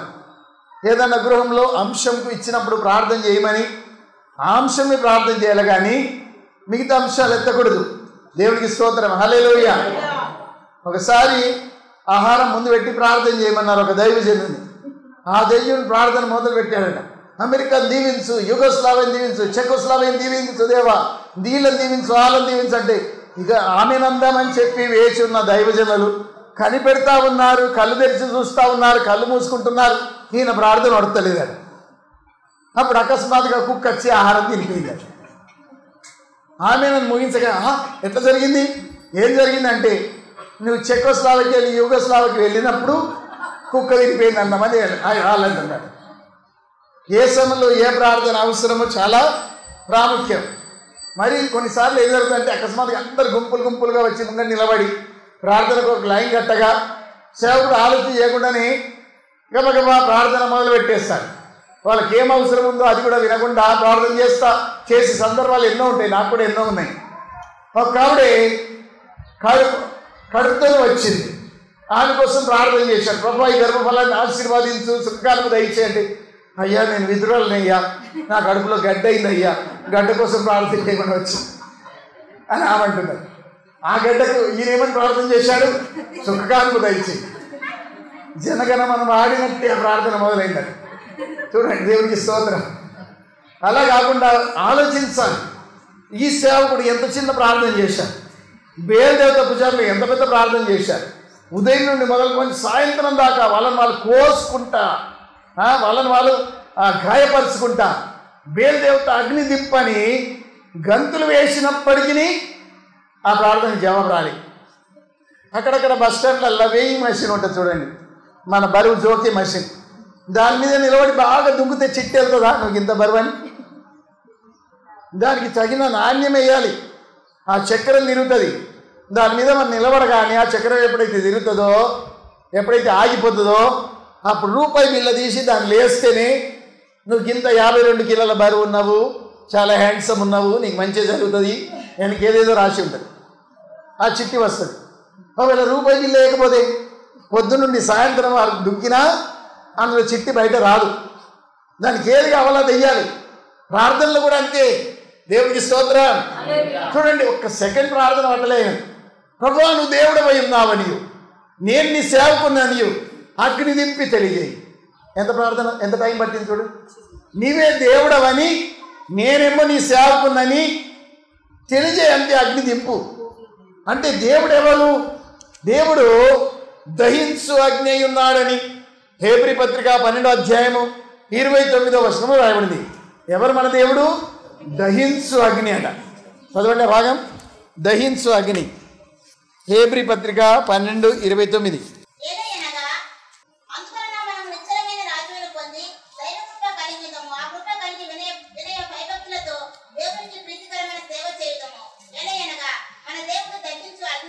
చూడండి, ఎలా అనగా మన దేవుడు దహించు అగ్ని అయి ఉన్నాడు. ఇంకేమై ఉన్నాడు? దేవుడు ఆత్మై ఉన్నాడు కనుక ఆయన ఆరాధించేవారు ఆత్మతో సత్యంతో ఆరాధించవలేనని రాయబడింది. దేవుడు ప్రేమై ఉన్నాడని మరో చోట ఉంటుంది. 1 యోహాను పత్రికలో 4వ అధ్యాయంలో దేవుడు ఏమై ఉన్నాడు? ప్రేమ ఉన్నాడు. God is love, God is spirit, God is light. ఇక్కడ మేము దేవుడు దహించు అగ్ని అయి ఉన్నాడు. దేవునికి స్తోత్రం. అగ్నికి ఆకారం ఉంటుందా? ప్రేమకు ఆకారం ఉంటుందా? ఆత్మకు ఆకారం ఉంటుందా? అయినా శరీరం ధరించుకొని ఆయన మనం చూచేటట్టు ఆయన ఈ లోకంలో అవతరించాడు. దేవుడికి ఆకారం ఉండదు, కానీ తన స్వరూపమందు మనల్ని చేసుకున్నాడంటే ఆయనకు కూడా మనలాగా 2 కాళ్ళు, 2 చేతులు, ఒక ముక్కు, నోరు ఇవన్నీ కూడా ఉంటాయి. కానీ ఆత్మలో ఉంటుంది. ఆత్మీయ రకమైన శరీరం వేరా, ఈ ఫిజికల్ శరీరం వేరా, ఆత్మీయ రకమైన దేహం వేరా. చూడండి, అగ్నిలో పడ్డ ఆ ధనవంతునికి ఏముంది? నాలుక ఉంది, చిట్కెనీళ్ళు పెట్టి తడుపంటున్నాడు, కన్నులున్నాయి చూస్తున్నాడు, గొంతుంది, నోరు, కేకేసి పిలుస్తున్నాడు లాజరును పంపు అని. అంటే అన్నీ ఉన్నాయి ఆయనకు. దేవుడికి స్తోత్రం. ఈ లోకం వదిలిన తర్వాత కూడా మనకు అన్నీ ఉంటాయి. ఒకసారి దినకనాయ్ గారు పరలోకం వెళ్ళారట. పరలోకంలో ఎవరికి ఏ కోరికలు ఉంటాయి అవన్నీ దేవుడు తీరుస్తాడండి. ఒక వ్యక్తి ఇక్కడ ఇల్లు కట్టుకోక చచ్చిపోయింది అనుకోండి, మనసారా ఇల్లు కట్టుకోవాలని చెప్పి ఆయనకు తలంపు ఉండే.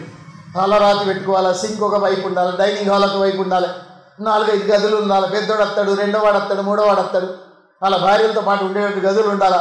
తలంపు పెట్టుకొని కష్టపడి పనిచేసి అకస్మాత్తుగా హార్ట్ అటాక్ వచ్చి చచ్చిపోయింది అనుకోండి, ఇల్లే కట్టుకోలేకపోయాడు, కోరిక మాత్రం ఉండిపోయింది. అసలు వ్యక్తికి దేవుడు అట అక్కడ ఇల్లు ఆయన కోరిక మేరకు మంచి అందమైన గృహాన్ని సిద్ధపరుస్తాడు. ఆ గృహంలో వ్యక్తి ఉంటుంటాడు. ఒకసారి దీనకరైన పరలోకం తిరుగుతూ ఉండగా చాలా ఒక వ్యక్తి కనబడుతున్నాడు. చాలా అందంగా ఉన్నాడు, రాజు బట్టలు దొడుకుని ఉన్నాడు, ఏదో పాట పాడుతూ ఉండట.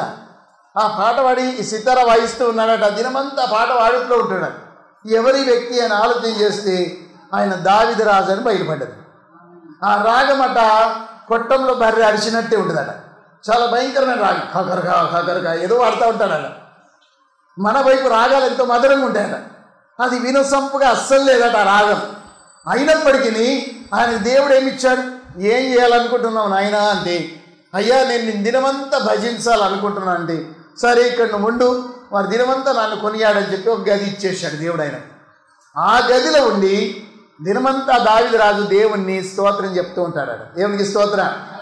ఆ వ్యక్తి చూస్తే చాలా అందంగా ఉన్నాడు, రాజు వస్త్రాలు ధరించుకొని ఉన్నాడు, రాగం అస్సలు వినసొంపుగా లేదు, కానీ దేవునికి పాట పాడుతూ ఉన్నాడు. ఆ పాటని దేవుడికి ఇష్టం. ఏం చేస్తాం? 85 ఏళ్ల ముసలాబా మా తల్లి వాడినా రాగం సరిగా లేకపోయినా ఎవరికి ఇష్టమైంది ఆ పాట? యేసయ్యకు. మనకిష్టం లేకపోయినా యేసయ్యకి ఇష్టమైంది. దేవునికి స్తోత్రం. హల్లెలూయా. మనం ఎట్లున్నా యేసయ్యకి ఇష్టం. ఒకసారి చాకు నేను చేయబెట్టుకొని చెప్పండి, నేను ఎట్లున్నా యేసయ్యకి ఇష్టం. నా నటిముకు కూడా ఆయన ఇష్టం, నా నల్లగున్నా దేవునికి ఇష్టం కదండి, నేను పొట్టిగున్నా దేవునికి ఇష్టం, నేను వికారంగున్నా దేవునికి ఇష్టం. మనం దేవునికి ఇష్టమై ఉన్నాం. దేవునికి స్తోత్రం. కాకి పిల్ల కాకికి ముద్దు అన్నట్టు. హల్లెలూయా. కొంతమంది కాకి నోట్లో దొండపండు లాగానే ఉంటారు. అయినప్పటికీ దేవునికి ఎలా ఉన్నా మనము దేవునికి ఇష్టమై ఉన్నాం. దేవుడు మనల్ని శాశ్వతమైన ప్రేమతో ప్రేమిస్తున్నాడు. ఏలే భక్తుడు చిన్న ప్రార్థన చేశాడు.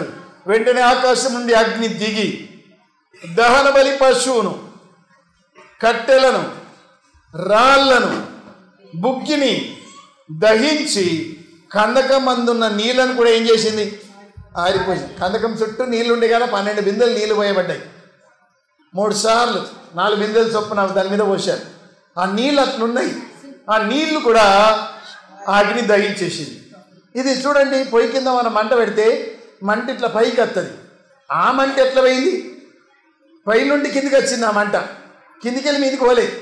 పైనుండి కిందికి వస్తే మొదట ఏం దహించింది? బలి పశువు. రెండోది కట్టెలు. కట్టెల తర్వాత ఏం దహించింది? రాళ్ళు. రాళ్ళ తర్వాత ఏం దహించింది? చుట్టూన్న నీళ్ళు. అంటే పైనుండి కిందికి వచ్చింది అగ్ని. మన అగ్ని ఇక్కడ కింద నుండి పైకి వెళ్తూ ఉంటుంది.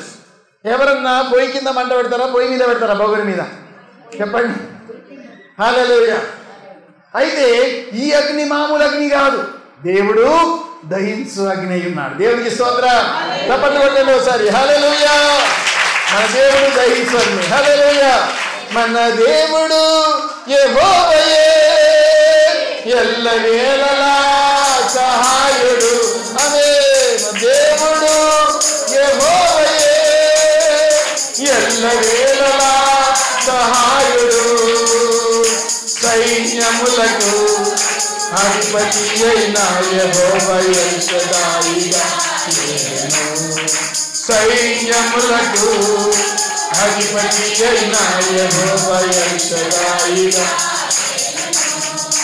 నిలిచి వెళ్ళెదం, సాగి వెళ్ళెదం, ఆ వాగ్దాన దేశమునకు సాగి వెళ్ళెదం, ఆ వాగ్దాన దేశమునకు సాగి. హల్లెలూయా. దేవునికి ఏలియాకు చాలా దగ్గర సంబంధం ఉంది. ఏలియా మన వంటి స్వభావం గల మనుషుడే. మనకు ఆయనకున్న తేడా ఏంటి? మన ప్రార్థనకు ఆయన ప్రార్థనకు ఉన్న తేడా ఏంటి? ఏలియా మన వంటి స్వభావం గల మనుషుడే, కానీ అతడు ఆసక్తితో ప్రార్థన చేయగా ఆకాశం వర్షం ఇచ్చెను, భూమి పంటనిచ్చెను. ఏ ప్రార్థన అది? ఆసక్తి. పలకండి ఒకసారి. సొల్లు ప్రార్థన కాదు, పడుకోకన ముందు చేసే ప్రార్థన కాదు, అన్నం తినకన ముందు చేసే ప్రార్థన కాదు, బాత్రూంలో వచ్చి చలి నీళ్ళు మీద పోసుకోకన ముందు చేసుకునే ప్రార్థన కూడా కాదు. హల్లెలూయా. అది ఆసక్తితో కూడిన ప్రార్థన. అందులో ఎంత ఆసక్తి ఉంటుందంటే దేవుడు ఇచ్చే వరకు ఉన్న పట్టుదల, దేవుడు తప్పకుండా ఇస్తాడని గొప్ప నమ్మకం. ఆసక్తితో ప్రార్థన చేశాడు. ఆసక్తితో కూడిన ప్రార్థన అయినా తానేం చెప్పాడంటే, అహాబు రాజుకు, నువ్వు వేగంగా పరిగెత్తు, దేవుడు వర్షం నీయబోతున్నాడు. 3.5 ఏళ్ల వరకు వర్షం చుక్కలేదు. ఇప్పుడేమంటున్నాడు? వేగంగా పరిగెత్తు నీ రథంలో, దేవుడు వర్షం ఇవ్వబోతున్నాడు. ఈయన ఏం చేశాడు మరి? అదే పర్వతమా గుండు సాటికి వెళ్ళి మోకాల సందులో తల దూర్చి దేవా వర్షాన్ని పంపని ప్రార్థన చేస్తున్నాడు. ఇప్పుడు వర్షం అవచ్చునుగా కానీ చెప్పి తాళం విప్పచ్చు కదా. ఇన్ని రోజులు తాళం వేసినందుకు తాళం తుప్పబట్టిందేమో, ఏ తాళం చేసరికి అత్తలేదో ఏమో. చూడండి, తాళం ఎంతో తేలిక చేసేసాడు. మూయబడును కాక అన్నాడు, మూయబడ్డాడు. ఇప్పుడు తెరబడును కాక అనాలి కదా వర్షం కురవాలంటే. అలా కాకుండా మోకాల సందులో తల పెట్టుకొని తల పైకి కూడా ఎత్తకుండా అత్యాసక్తితో ప్రార్థన మొదలుపెట్టాడు. ఆసక్తితో ప్రార్థన ఏంటి? దేవా ఆకాశం మేఘాలతో కప్పు, వర్షాన్ని పంపించు ప్రభు అని ప్రార్థన చేస్తూ ఉన్నాను. దేవునికి స్తోత్రం. పొద్దున నిన్న వెళ్ళేటప్పుడు, సాయంకాలం వెళ్ళేటప్పుడు అసలు వర్షం లేదు. వర్షం రాదు కదా అనుకొని సుగుణం ఇంటికి వెళ్ళాం. అకస్మాత్తుగా బండి ఆగడం లేదు. ఈ పక్కకి వెళ్ళి మొగలు, అమ్మో నల్ల దట్టంగా మొగలు రాని వస్తుంది. ఒకవైపు ఎండ కొడుతుంది, ఒకవైపు మొగలు రాని వస్తుంది. అదేం కొడుతుంది, ఏం వర్షం పడదులే అనుకున్నా. తినడానికి కూర్చున్నావు లేదో పొయ్యా ఓసుడు మొదలుపెట్టింది. ఇక వెళ్దామంటే సందు దొరకలేదు. అన్నం తిన్నడు అయిపోయింది. వర్షం కోసం ఆగి ఉందాం అట్లే.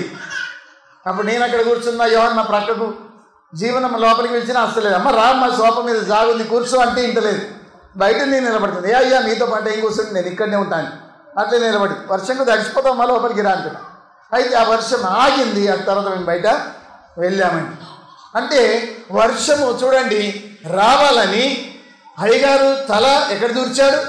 మోకాళ్ళ సందులో. ఈ 2 మోకాలు ఉంటాయి కదా, వాటి సందులో తలకాయ దూర్చాలంటే ఆయనకు పొట్ట లేదన్నమాట. పొట్ట లేని వాళ్ళు తలకాయ అందులో పెట్టగలుగుతారు. ముంగట బొర్రుంటే తలకాయ పట్టది కదండి. ఆ మనిషి చాలా బలహీనంగా ఉన్నాడు పాపం. ఏలియా భక్తుడు తలకాయ మోకాళ్ళ సందులో దూర్చి తలెక్కడానికి కూడా ఆయన పైకి తలెత్తి చూడడానికి కూడా ఒప్పుకోక వర్షం పంపు అని ఆసక్తితో ప్రార్థన చేస్తున్నాడు. అక్కడ ఒక కాపలదారుని పెట్టుకున్నాడు, తన సేవకుని. వెళ్ళి చూసిరాపో మేఘాలు వచ్చినాయా లేవా. ఒకసారి పంపాడు, రెండోసారి పంపాడు, మళ్ళగంట ప్రార్థన చేశాడు, స్తోత్రం స్తోత్రం వర్షం పంపు దేవా. మళ్ళీ పంపించాడు, వర్షం లేదు. తాను మాత్రం తల పైకి ఎత్తుతలే. తాను మాత్రం తలగా ఎక్కడ ఉన్నారు? మోకాల సందులోనే ఉన్నారు.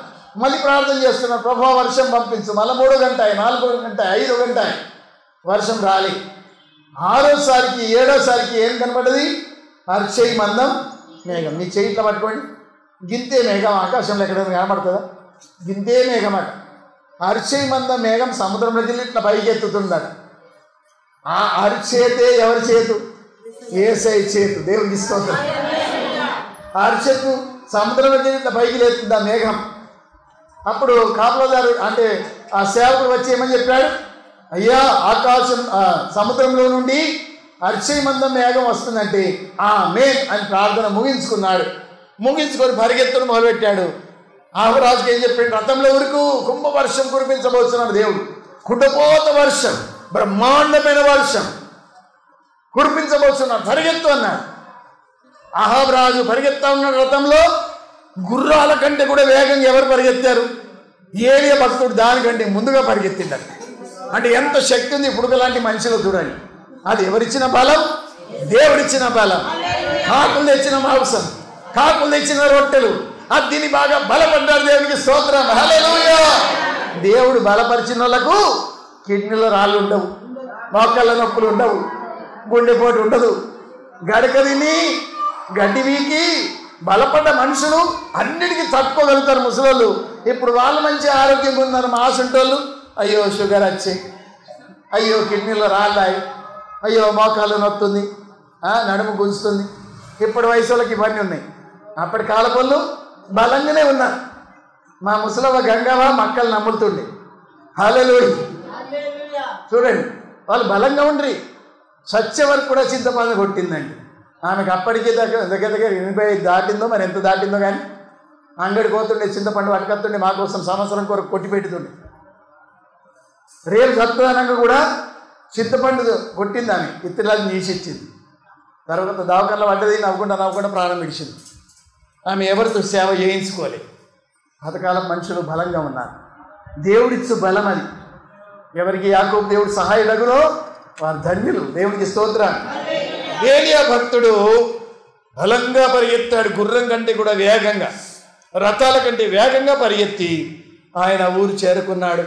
అయితే నడమనే అహాబు రాజును వర్షము అందుకున్నదండి. హల్లెలూయా. మరి కొన్ని రోజులు ఉన్నాడు. ఆయన వెళ్ళిపోయే కాలం దగ్గరికి వచ్చి ఎప్పుడైతే ఇజ్రాయేలు రానికి తెలిసిందో చాలామంది ప్రవక్తలను చంపేశాడు ఏలియా భక్తుడని. బేల్ దేవతకు పూజ చేసేటోళ్ళు 450 మందిని ఏం చేశాడు? ఊరకోతలు కోసేశాడు, అందరినీ చంపేశాడు. ఆ గుట్ట మీదకి వెళ్ళి నదుల్లాగా రక్తాలు గారినాయి. 450 మంది ఊరోళ్ళందరూ కూడా ఏకీభవించాలను ఆ పూజారులందరినీ కూడా చంపేశాడు. దేవుడికి స్తోత్రం. నిజమైన ప్రవక్త ఎవరు? ఒక్కడే, ఏలియా భక్తుడు మాత్రమే. యెహోవా దేవుడని రుజుపరుచుకున్నాడు. ఆయన మిగతాన్ని బట్టి దయ్యాలను రుజుపరిచాడు. యెహోవా దేవుడే నిజమైన దేవుడని. ఒకసారి కొండ మీదకి మోషే ఎక్కితే వాళ్ళ బంగారం అన్నీ వలుచుకొని అగ్గిలెత్తి ఏమి వెళ్ళిందట? దూడ వెళ్ళిందని చెప్తాము. అది ఎంత కుంటి అబద్ధమో చెప్పండి. అగ్గిలో బంగారం ఎత్తి దూడ అది ఇచ్చేది వెళ్తుందా? చూడండి, మోషే అడిగిండు ఆరోను, ఏం చేశావు నువ్వు? వాళ్ళ దగ్గర బంగారం తీసుకున్నా, అది అగ్గిలో పడేసినా దూడ వెళ్ళింది బయట అంటా ఉన్నాడు. దాన్ని తయారు చేశారు, అసలు దాన్ని కరిగించి తయారు చేశారు. అదంతా కరిగిపోయి ఒక ముద్ద వెళ్తుంది, కానీ పెండ ముద్దలాగా. దూడ ఎట్లా వెళ్తుంది? నేను అబద్ధం చెప్తా ఉన్నాడు దూడ వెళ్ళిందని. మోషేకి చాలా కోపం వచ్చింది. మోషే కోపంతో రాతి పలకలు ఏం చేశాడు? 2 కూడా విసిరి వేశాడు. అంటే విగ్రహాల మీద ఎంత ఘోరమైన పాపము చూడండి. ఈ దినాల్లో దూడ నువ్వు ప్రతి మందిరం ముంగడ పెట్టుకొని లేరా? దానికి పూజ చేస్తలేరు ఈరోజు. మోషే కాలంలో సర్పాన్ని ఎత్తి పట్టారు, ఇత్తడి సర్పం అని. అదే ఇత్తడి సర్పాన్ని పూజ చేసి మొదలుపెట్టింది ప్రజలు. రాను ఇత్తడి సర్పాలు చాలా తయారు చేసుకొని ఆ సర్పానికి గూళ్ళు కట్టించి ఇత్తడి సర్పానికి మొక్కుడు మొదలుపెట్టింది. అప్పుడు ఏహు అనేటైనా ఇత్తడి సర్పాలన్నీ తెప్పించి బుగ్గి వేసి కాల్చి బుగ్గి వేసి ఆ గుళ్ళన్నీ కూల్చేశారు. బేల్ దేవత పూజలందరినీ కూడా పెద్ద యజ్ఞం చేయబోతున్నాను, అందరూ రండి గుళ్ళోనికి అని చెప్పి వాళ్ళకి ఆహ్వానించాడు. మీరు చేసిన పూజ ఏ పాటిది? నేను చెప్తా చూడండి ఎట్లుంటుంది పూజ. ఊరంతా కదలాలి, పూజారులు అందరూ రావాలి, ఒక్కళ్ళు విడిచిపెట్టబడ్డా వాళ్ళు మాత్రం నరకబడతారు, జాగ్రత్త అంటే భయపడి అందరు కూడా వచ్చారు పూజ. ఇందులో యెహోవాకు పూజ చేసే వాళ్ళు ఒక్కళ్ళు ఉండొద్దని చెప్పారు. అందరినీ బయట ఎలవేశాడు, సైన్యాన్ని సిద్ధపరిచాడు. అందరికీ రంగురంగుల బట్టలు తొడిగించారు ఆ పూజ చేయడానికి. అందరినీ గుడిలో తొరగొట్టి ఒక్కళ్ళు కూడా తప్పించుకొని పోకుండా 1000 మందిని ఆ రోజు కూరకోతలు కోసేశాడు. ఏహు ఎంత రోషం గల మనిషి. విగ్రహారాధన ఒడగొట్టేశాడు ఇజ్రాయెల్ దేశంలో. దేవుడికి స్తోత్రం. ఆ గుడిని కూల్చట దాన్ని పెంట కుప్పగా అని మన బైబిల్లో రాయబడింది, కానీ దొడ్డికి పోయే స్థలంగా మార్చేశాడు. ఇంగ్లీష్ బైబిల్లో రాసింది ద ప్లేస్ ఆఫ్ రాట్, అంటే రోత వేసే స్థలంగా, దొడ్డికి పోయే స్థలంగా ఆ గుడిని మార్చేశాడు. ఎంత రోషం చూడండి. ఎప్పుడైతే ఇజ్రాయెల్ ప్రజలు దేవుడి తట్టు తిరగక అన్య దేవతల తట్టు తిరిగారో, రాజవంశీయులు కూడా ఊరోళ్ళ కవర్ చేశాడు చిట్టి రాసి, మీరు ఎంతమంది నా పక్షంగా ఉన్నారో రాజు వంశపు రాజకుమారులు ఒక్కరు కూడా తప్పించబడకుండా వాళ్ళ తలకాయలు నాకు గంపలు తీసుకొని రండి అని కబరేశారు. ఏవు అంటే ఎంత గదగడ వణికిపోయేవారు ఊరోళ్ళు.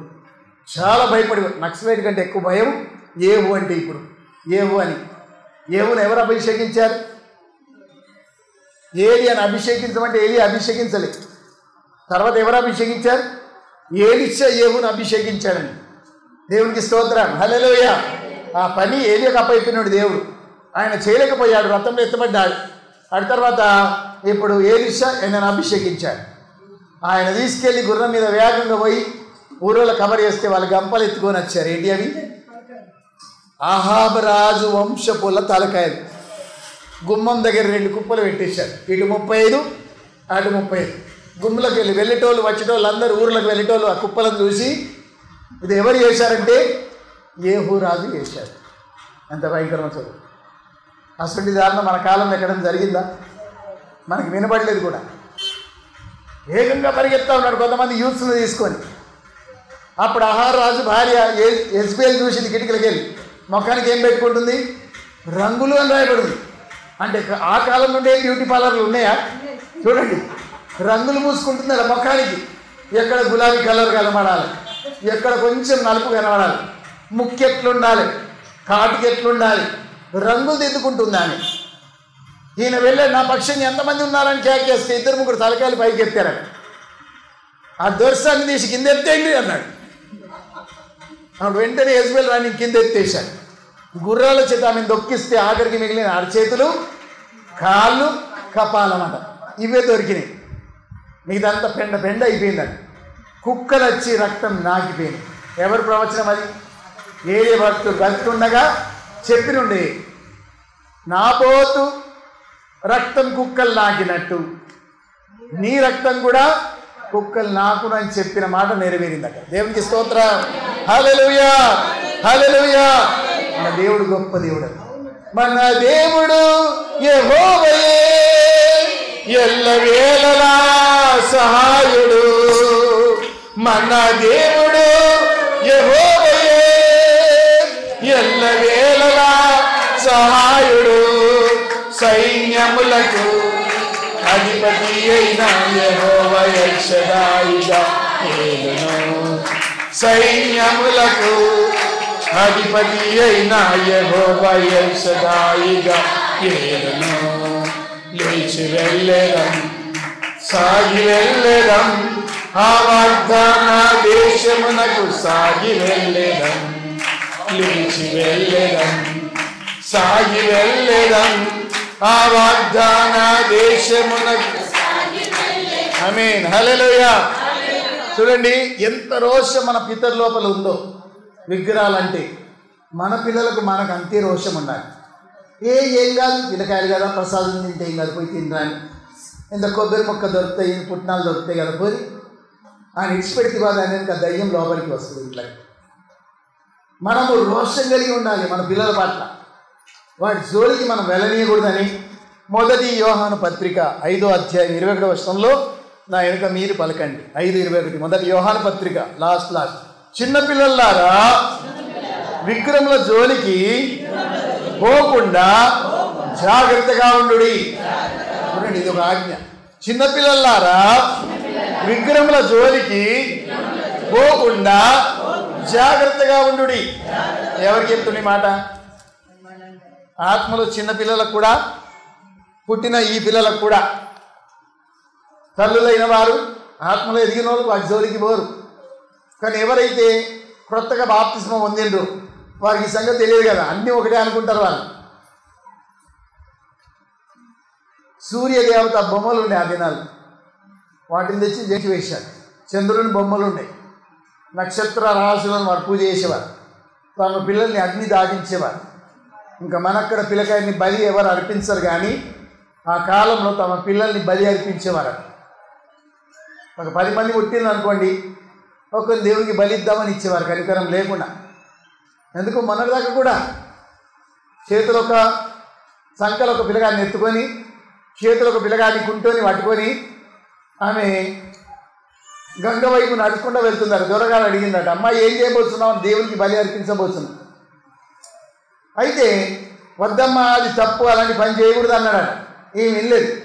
వెళ్ళింది, సంకలో ఉన్న పిల్లగాని నన్ను ఎత్తేసింది గంగలో, కుంటోని పట్టుకొని రిటర్న్ వస్తుందట.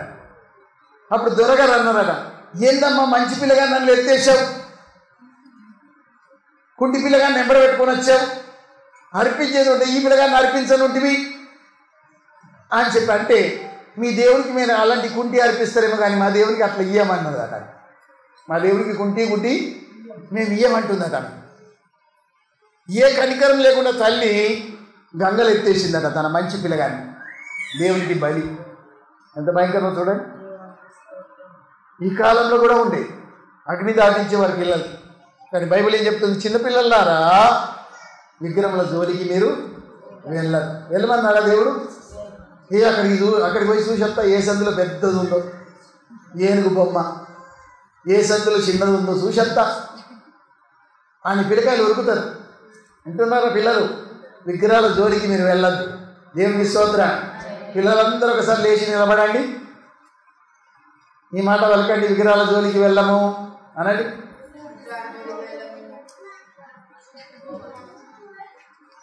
పలకండి. చిన్నపిల్లలారా విగ్రహముల జోలికి పోకుండా జాగ్రత్తగా చూసుకొనుడి. చిన్నపిల్లలారా విగ్రహముల జోలికి పోకుండా జాగ్రత్తగా చూసుకొనుడి. కూర్చున్నాడు. ఇప్పుడు వచ్చి పండుగ అది కనుక జాగ్రత్త, వాటి జోలికి వెళ్ళద్దు, అక్కడిదేం తినద్దు. మీకు తినబుద్ధి అయితే ఇంటికాడ కొబ్బరికాయ కొట్టుకొని తినండి, మంచి కొలుచుకొని, బెల్లం పంచదార పెట్టుకొని పుట్నాలు పెట్టుకొని మంచిగా తినండి కడుపు నిండా. కానీ వాటి జోలికి మాత్రం మీరు వెళ్ళద్దు. దేవుడికి స్తోత్రం. హల్లెలూయా. అయితే ఇక్కడ రోషం గల ఏలియా భక్తుడు వెళ్ళిపోయే సమయం దగ్గరికి వచ్చింది. ఇది చెప్పి నేను ముగించబోతున్నాను. అప్పుడు ఎలీషా భక్తునితో తన శిష్యునితో ఏమన్నాడంటే, దేవుడు నన్ను గిల్గాలకు వెళ్ళమంటున్నాను, నేను వెళ్ళవలసిందే అన్నాడు. 2 రాజుల గ్రంథం 2వ అధ్యాయం. యెహోవా జీవం తోడు, నీ జీవం తోడు, నేను నిన్ను విడవను అని ఆయన బడి వెళ్ళాడు గిల్గాలికి. ఎందుకు వెళ్ళి ఉంటాడు మీరు ఆలోచించి చెప్పండి. దేనికోసం కావాలి? ఏలియా లోపల ఉన్న ఆత్మ 2 అంతలు కావాలని పట్టుదల. ఆమె దేవునికి స్తోత్రం. వాళ్ళందరూ ఆత్మను పొందిలేరా? 100 మంది శిష్యులు ఏమని ప్రవచిస్తున్నాం? ఎలీషా నీకు తెలుసా, నీ గురుగారిని దేవుడు తీసుకునబోతున్నాడు అంటే వాళ్ళందరికీ ప్రవచన వరం ఉంది, వాళ్ళందరిలో ఆత్మ ఉంది. ఎలీషాలో కూడా ఆత్మ ఉంది, కానీ 2 అంతలు లేదు. ఎంత కావాలా? 2 అంతలు. దేవునికి స్తోత్రం. వాళ్ళందరిలో ఆత్మ ఉంది, కానీ చీలమండల్లోతే ఉంది. కొంతమందికి మోకాల్లోతుంది, కొంతమందికి నడుములోతుంది, ఒక్కొక్కరిద్దరికి ఈదో శక్యం కానీ లోతు వాళ్ళ గురువు గారికి. హల్లెలూయా. ఇప్పుడు ఎంత లోతైన అనుభవం కావాలి? ఏలియా లోపల ఈ ఆత్మ ఉందో, బహుశా ఏలియా లోపల క్వింటల్ ఆత్మ ఉంది అనుకుందాం. ఆత్మను అట్లా జోకర్ కానీ చెప్పుకుందాం. క్వింటల్ ఆత్మ. ఈయనకి ఎంత కావాలట? 2 క్వింటల్ ఆత్మ కావాలని కోరుతున్నాను. దేవుడికి స్తోత్రం. డబల్ కావాలి. అప్పుడు గిల్గాల్ నుండి మళ్ళీ దేవుడు నన్ను బేతేలుకు వెళ్ళమంటున్నాడు అన్నాడు. నేను కూడా నీ ఎంబడి వస్తాను. బేతేలు దాకా వెళ్ళాడు. బేతేలు నుండి మళ్ళీ దేవుడు నన్ను ఎరికోకు వెళ్ళమంటున్నాడు అన్నాడు. ఎరికో పట్టణానికి కూడా వెళ్ళాడు. ఎరికో నుండి నన్ను దేవుడు యోర్దానుకు వెళ్ళమంటున్నాడు అన్నాడు. యెహోవా జీవంతోడు, నీ జీవంతోడు, నిన్ను విడువను అనుకుంటా యోర్దాను అవతలికి కూడా వచ్చాడు. యోర్దాను ఇప్పుడు దాటేది ఉంది. తను దుప్పటిని తీశాడు గురువుగారు. దుప్పటితో యోర్దాన్ మీద కొడితే యోర్దాన్ నది పాయలైపోయింది, దారి ఇచ్చింది. ఆడిన నేల ఇద్దరు కలిసి దాటారు. మళ్ళీ యోర్దాన్ మూసుకపోయింది. ఇప్పుడు అక్కడ ఇద్దరు నడుస్తూ ఉన్నారు. నడుస్తూ వెళుతుండగా నీకేం కావాలో కోరుకో అన్నాడు ఏలియా వెళ్ళకన్నా ముందు. అయ్యా, నీలో ఉన్న ఆత్మ 2 అంతలు నాకు కావాలని కోరాడు.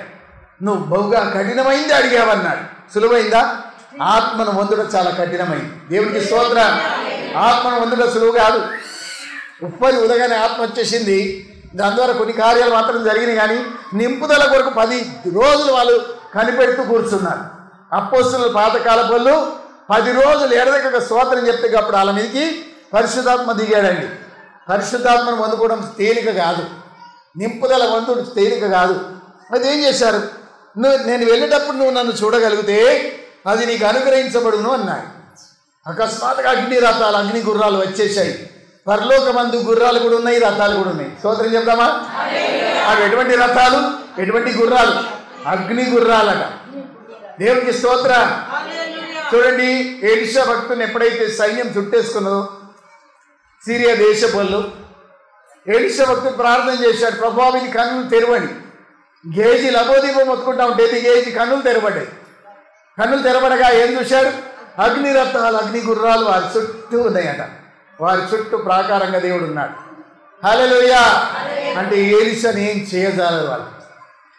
ఇప్పుడు అగ్ని గుర్రము, అగ్ని రథం వచ్చి ఏలీ భక్తులు అమాంతంగా లావట్టుకొని ప్రాణంతోని ఎన్నో మాటలు సాగు వేరాడు కదా. ప్రభా నన్ను చంపే, ఇక యెజబెల్ అని నన్ను చంపాలని చూస్తూ ఉంది, నన్ను చంపే అని అలిగి కూర్చున్నాను. కుండల నీళ్ళు పోసి రొట్టె పెట్టి దేవదూత గారు ఏం చెప్పారు? తిను, నీకు బలమైన ప్రయాణం ఉంది, తిను. అవి తిన్నాడు, మళ్ళీ వండుకున్నాడు, మళ్ళీ ఏం కోరుతుండు? నాకు మరణం దయచేయి దేవా, యెజబెల్ రాని చాలా ఉగ్రురాలు అయింది, వాళ్ళ ప్రవక్తలందరినీ చంపినందుకు నన్ను కూడా చంపబోతుంది, నా పని అయిపోయినట్టే ఇక దేవా, నా పని అయిపోయినట్టే అని చాలా కృంగిపోయి ఉన్నాడు. ఇలా మరణం కోరినందుకు దేవుడు ఏం చేశాడు? మరణం లేకుండానే తీసుకున్నాడు. దేవుడికి స్తోత్రం. హల్లెలూయా. అగ్నిరథం వచ్చేసింది, అగ్ని గుర్రాలు వచ్చేసింది, అమాంతంగా భక్తుల్ని లావట్టుకొని వేగంగా వెళ్ళిపోతా ఉన్నాయి. అప్పుడు ఇశ్రాయేలుకు రథం వంటి వాడా, నా తండ్రి, నా తండ్రి అని ఎలీషా కింద పిలుస్తూ ఉంటే మీదికి వెళ్ళి ఏలియా భక్తుడు ఏం పడేశాడు? దుప్పటి పడేశాడు. దుప్పటి వచ్చి కింద పడ్డది. ఆ దుప్పటిని తీసుకొని ఎంత రోషం కలిగి ఉన్నాడంటే, ఎంత కోపం కలిగి ఉన్నాడు, ఎంత దుఃఖం కలిగి ఉన్నాడంటే, అది ఇట్లా అడిపెట్టి, ఇట్లున్న దుప్పటిని ఇట్లా అడిపెట్టి తాడులాగా పేని యోర్దాను బలంగా కొట్టి, ఏలియా దేవుడు ఎక్కడున్నాడు? ఎలీషా దేవుడు అంటలేదు, నా దేవుడు అంటలేదు. ఎవరి దేవుడు అంటే ఇప్పుడు? ఏలియా దేవుడు ఎక్కడున్నాడు అని కొట్టాడు. వెంటనే యోర్దాను ఏమైంది? ఆయన అక్కడ చూసే ప్రవక్తలందరికీ ఏం కనబడుతుంది? అమ్మో, ఏలియా మీద ఆత్మ ఇప్పుడు చిన్నయ్య గారి మీద కూడా ఉంది, పెద్దయ్య గారి మీద ఉన్న ఆత్మ చిన్నయ్య గారి మీద కూడా ఉంది అని వాళ్ళందరూ సాగిలపడి నమస్కారం చేశారు. ఇది నాకు కొంచెం విచిత్రంగా ఉంది. ఎందుకు ఆయన లావట్టలేడు? నమస్కారం చేయని ఎలా చూశాడు మరి? నాకు కొన్ని రోజులు అర్థమే కాదు, ఇప్పుడు కూడా అర్థం కాదు. వాళ్ళు నమస్కారం చేశారట గురుగారికి, దేవునికి మాత్రమే నమస్కారం పెట్టాలి కదా. వీళ్ళు నమస్కారం చేశారు ఆయనకు. ఆయన ఏమని, అయ్యా నీ సెలవు ఉంటే కోరి మొత్తం దేశమంతా తిరిగేస్తాం, అడవంతా తిరిగేస్తాం, 100 మంది ఉన్నాం కదా, మేమందరం బయలుదేరుతాం. ఏలియాని ఎక్కడనో ఆత్మ ఎత్తుకొని పోయి ఏ లోయలోనో ఏ కొండ మీద పడగొట్టి ఉంటుంది, వెతకడానికి సెలవు అని అడిగితే మీరు వెళ్ళొద్దన్నాడు. వీళ్ళు బలవంతం చేశారు, వెళ్తామయ్యా వెళ్తామయ్యా పంపయ్యా, ఒకసారి ప్లీజ్ అబ్బా ప్లీజ్, సరే పోండి అన్నాడు. 3 రోజులు మొత్తం తిరిగారు, ఎక్కడ ఏలియా దొరకలే. అయ్యా దొరకలే అని చెప్తే నేను చెప్పలేనా అని అయ్యారు అన్నారు. అప్పటి నుండి ఎలీషా మీద దేవుని ఆత్మ పనిచేసి ఏలియా 7 అద్భుతాలు చేస్తే డబల్ పొందాడు కనుక ఎన్ని అద్భుతాలు చేశాడు? 14 అద్భుతాలు చేశాడు. దేవునికి స్తోత్రం చెప్తాం. చూద్దాం, ఏలియా అగ్నిరథంలో వెళ్ళిపోతే ఎలీషా ఎన్ని వెళ్ళాడు? అగ్నిరథం రాలేదు. ఎన్ని వెళ్ళాడు మీరు చెప్పండి? మరణకరమైన రోగం వచ్చిందట. ఏ రోగం? అంత ఆత్మపూర్ణమైన దైవజనునికి ఏ రోగం వచ్చింది?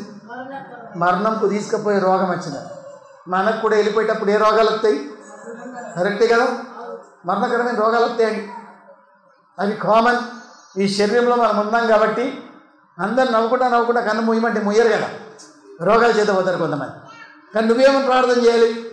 ప్రభువా నన్ను మనసాల వడగొట్టి ఉంచకు, నవ్వుతూ ఉండగానే వెళ్ళిపోవాలి. అట్లా అయితే నాకే రోగం రావద్దు దేవా, నేను రోగాలు కుప్పైపోవద్దు తండ్రి.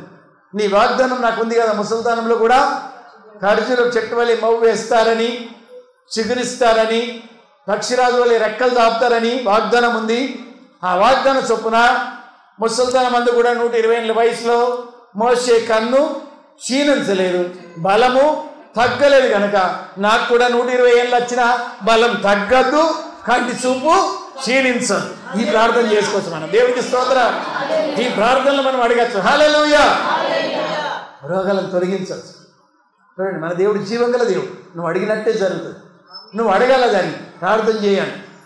ఎవరి చేత నేను చేయించుకోవద్దు దేవా, నా కాళ్ళు మంచిగా ఆడాలి, నా చేతులు మంచిగా ఆడాలి, చచ్చే వరకు నేను గుడికి వెళ్ళాలి, మనసు బట్టి నేను ఉండదు దేవా, మంచి మరణం నాకు దయచేయి. దేవుడికి స్తోత్ర. ఇది అడిగిన దానిలో తప్పేం లేదు. ఎలీషా భక్తునికి మరణకరమైన రోగం వచ్చింది. ఆ రోగం తిని తాను మరణించాడు. కానీ ఆయన గురువు మాత్రం మరణం లేకుండా వెళ్ళిపోయాడు. ఇప్పుడు ఎలీషా గొప్పవాడా ఏలియా గొప్పవాడా అని అడిగితే మనకేం తెలుస్తుంది? రెండుట్లా. ఏలియానేమో 7 అద్భుతాలు, ఎలీషానేమో 14 అద్భుతాలు. ఏలియా అడవుల్లో ఉండేవాడు, ఎలీషా ఊరిలో ఉండేవాడు. ఏలియా చేసే అద్భుతాల్లో చాలామంది ప్రాణాలు పోయినాయి. నేను నిజంగా దైవజనుడిని అయితే పైనుండి అగ్ని గురించి నిన్ను నీ 50 మందిని దయించును కాక 2 సార్లు పలికాను.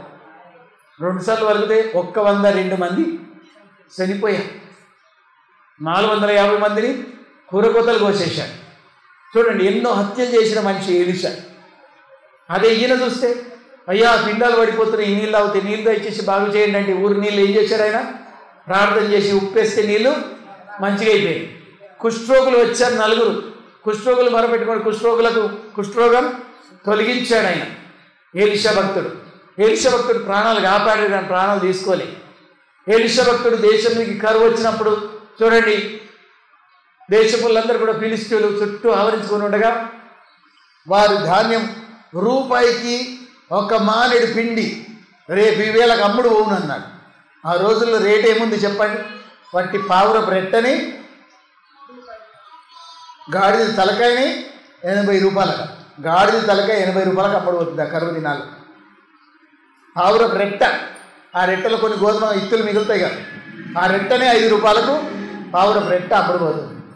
అంత ఖరీదైన వస్తువులు. ఇప్పుడు రూపాయికి సన్నపిండి మానేడు అమ్ముడు పోవు, ఎవలు 2 మానగలు అమ్ముడు పోవు. నీ దేవుడు ఆకాశం కిటికీలు తెరిచినా అది జరిగిన పని అని ఒక్కడు అన్నాడు. రాజు ఏ చేతి మీద ఆనుకుంటాడో రాజుకున్న అసిస్టెంట్ ఈ మాట పలికాడు, ఏమని? నీ దేవుడు ఆకాశ వాక్యలు విప్పినా అది జరిగిన పని అంటే ఎలీషా ఏమన్నాడు? నువ్వు కల్లారా చూస్తావు కానీ దాన్ని తినవు, నువ్వు కల్లారా చూస్తావు, అది జరగండి. నిజంగా జరిగింది అది. ఆ దేశం సైనికులందరూ కూడా ఎంతో భయంతో పరారయ్యారు. ఇసుకే వస్తే రాలేదు జనం. ఎన్నో సంచుల గోధుమలు చుట్టూ పెట్టుకొని ఎరుసలేము చుట్టూ కాపలా కాస్తూ ఉంటే వాళ్ళందరినీ దేవుడు చెదరగొట్టేశాడు. ఆ చెదిరిపోయిన ప్రజలు దూరం దాకా వస్త్రాలు పడేసుకుంటూ పోయిందండి, దూరం దాకా వస్తువులు పడేసుకుంటూ పోయింది. అయితే ఈ దేశమంతటికి కూడా ఆ గోధుమలు ఆ పిండి అంతా కూడా లభ్యమైంది. ఆ సాయంకాలం రూపాయికి మానేడు పిండి అమ్ముడు పోయింది, రూపాయికి ఎవలు 2 మానకలు అమ్ముడు పోయింది. ఎలీషా భక్తుడు చెప్పినట్టే జరిగింది. కాపులు ఎవరిని పెట్టాడు? అందరు లైన్ కొద్దరండి, లైన్ కొద్దరండి, ఏయ్ మీరు దూరది మధ్యలో ఈ సైనికుని పెట్టారట. ఈయన కసపిస ఒక్కేసి వాళ్ళు వెళ్ళిపోయిందట. ఆయన కల్లారా చూస్తుండగా ప్రాణం పోయింది. దేవునికి స్తోత్రం, హల్లెలూయా, హల్లెలూయా. చూడండి, దేవుడు ఈ చక్కటి చరిత్రల ద్వారా మనతో మాట్లాడాడు. మూల వచ్చిన మర్చిపోతే ఏమని ఉంది? ఏలియా మన వంటి స్వభావం గల మనుషుడే. మళ్ళీ వెళ్ళకండి, ఏలియా మన వంటి అంటే ఎవరిలాంటి స్వభావం? కాపుల రూత అటువంటి స్వభావం, సుగుణ అటువంటి స్వభావం. అప్పుడే కోడల మీద అలుగుడు, అప్పుడే కొడుకుని తిట్టుడు కదండి. ఇటువంటి స్వభావం మనకు ఉంటుంది కదా. లొల్లి పెట్టుకోమా చెప్పండి? ఆకలి ఏదా మనకు? దాహం ఏదా? కోపం రాదా? ఏలే భక్తుడు కూడా మనసుంటి స్వభావమేనట. యేసుప్రభువుంటి స్వభావం కాదు ఏలియాకు. చాలా చిరాకు మనిషి, కోపంతో ఏదో ఒకటి వలికెత్తాడు ఆయన. నేను నిజంగా దైవజనుని అయితే అగ్ని ఆకాశం నుండి దిగి నిన్ను నీ సైన్యాన్ని దయించును కాకని పలికాడు. ఎంత కనికరం లేని మనిషి, కఠినుడు అనుకుంటాం మనం. చూడండి, మన వంటి స్వభావం గల మనుషుడే. కానీ అయినప్పటికీ ఆయన ఆసక్తితో ప్రార్థన చేయగా ఆకాశం వర్షం ఇచ్చాను. దేవునికి స్తోత్రం. మోకరించండి, ప్రార్థన చేసుకుందాం అందరం కూడా. మన దేవుడు యెహోవాయే ఎల్లవే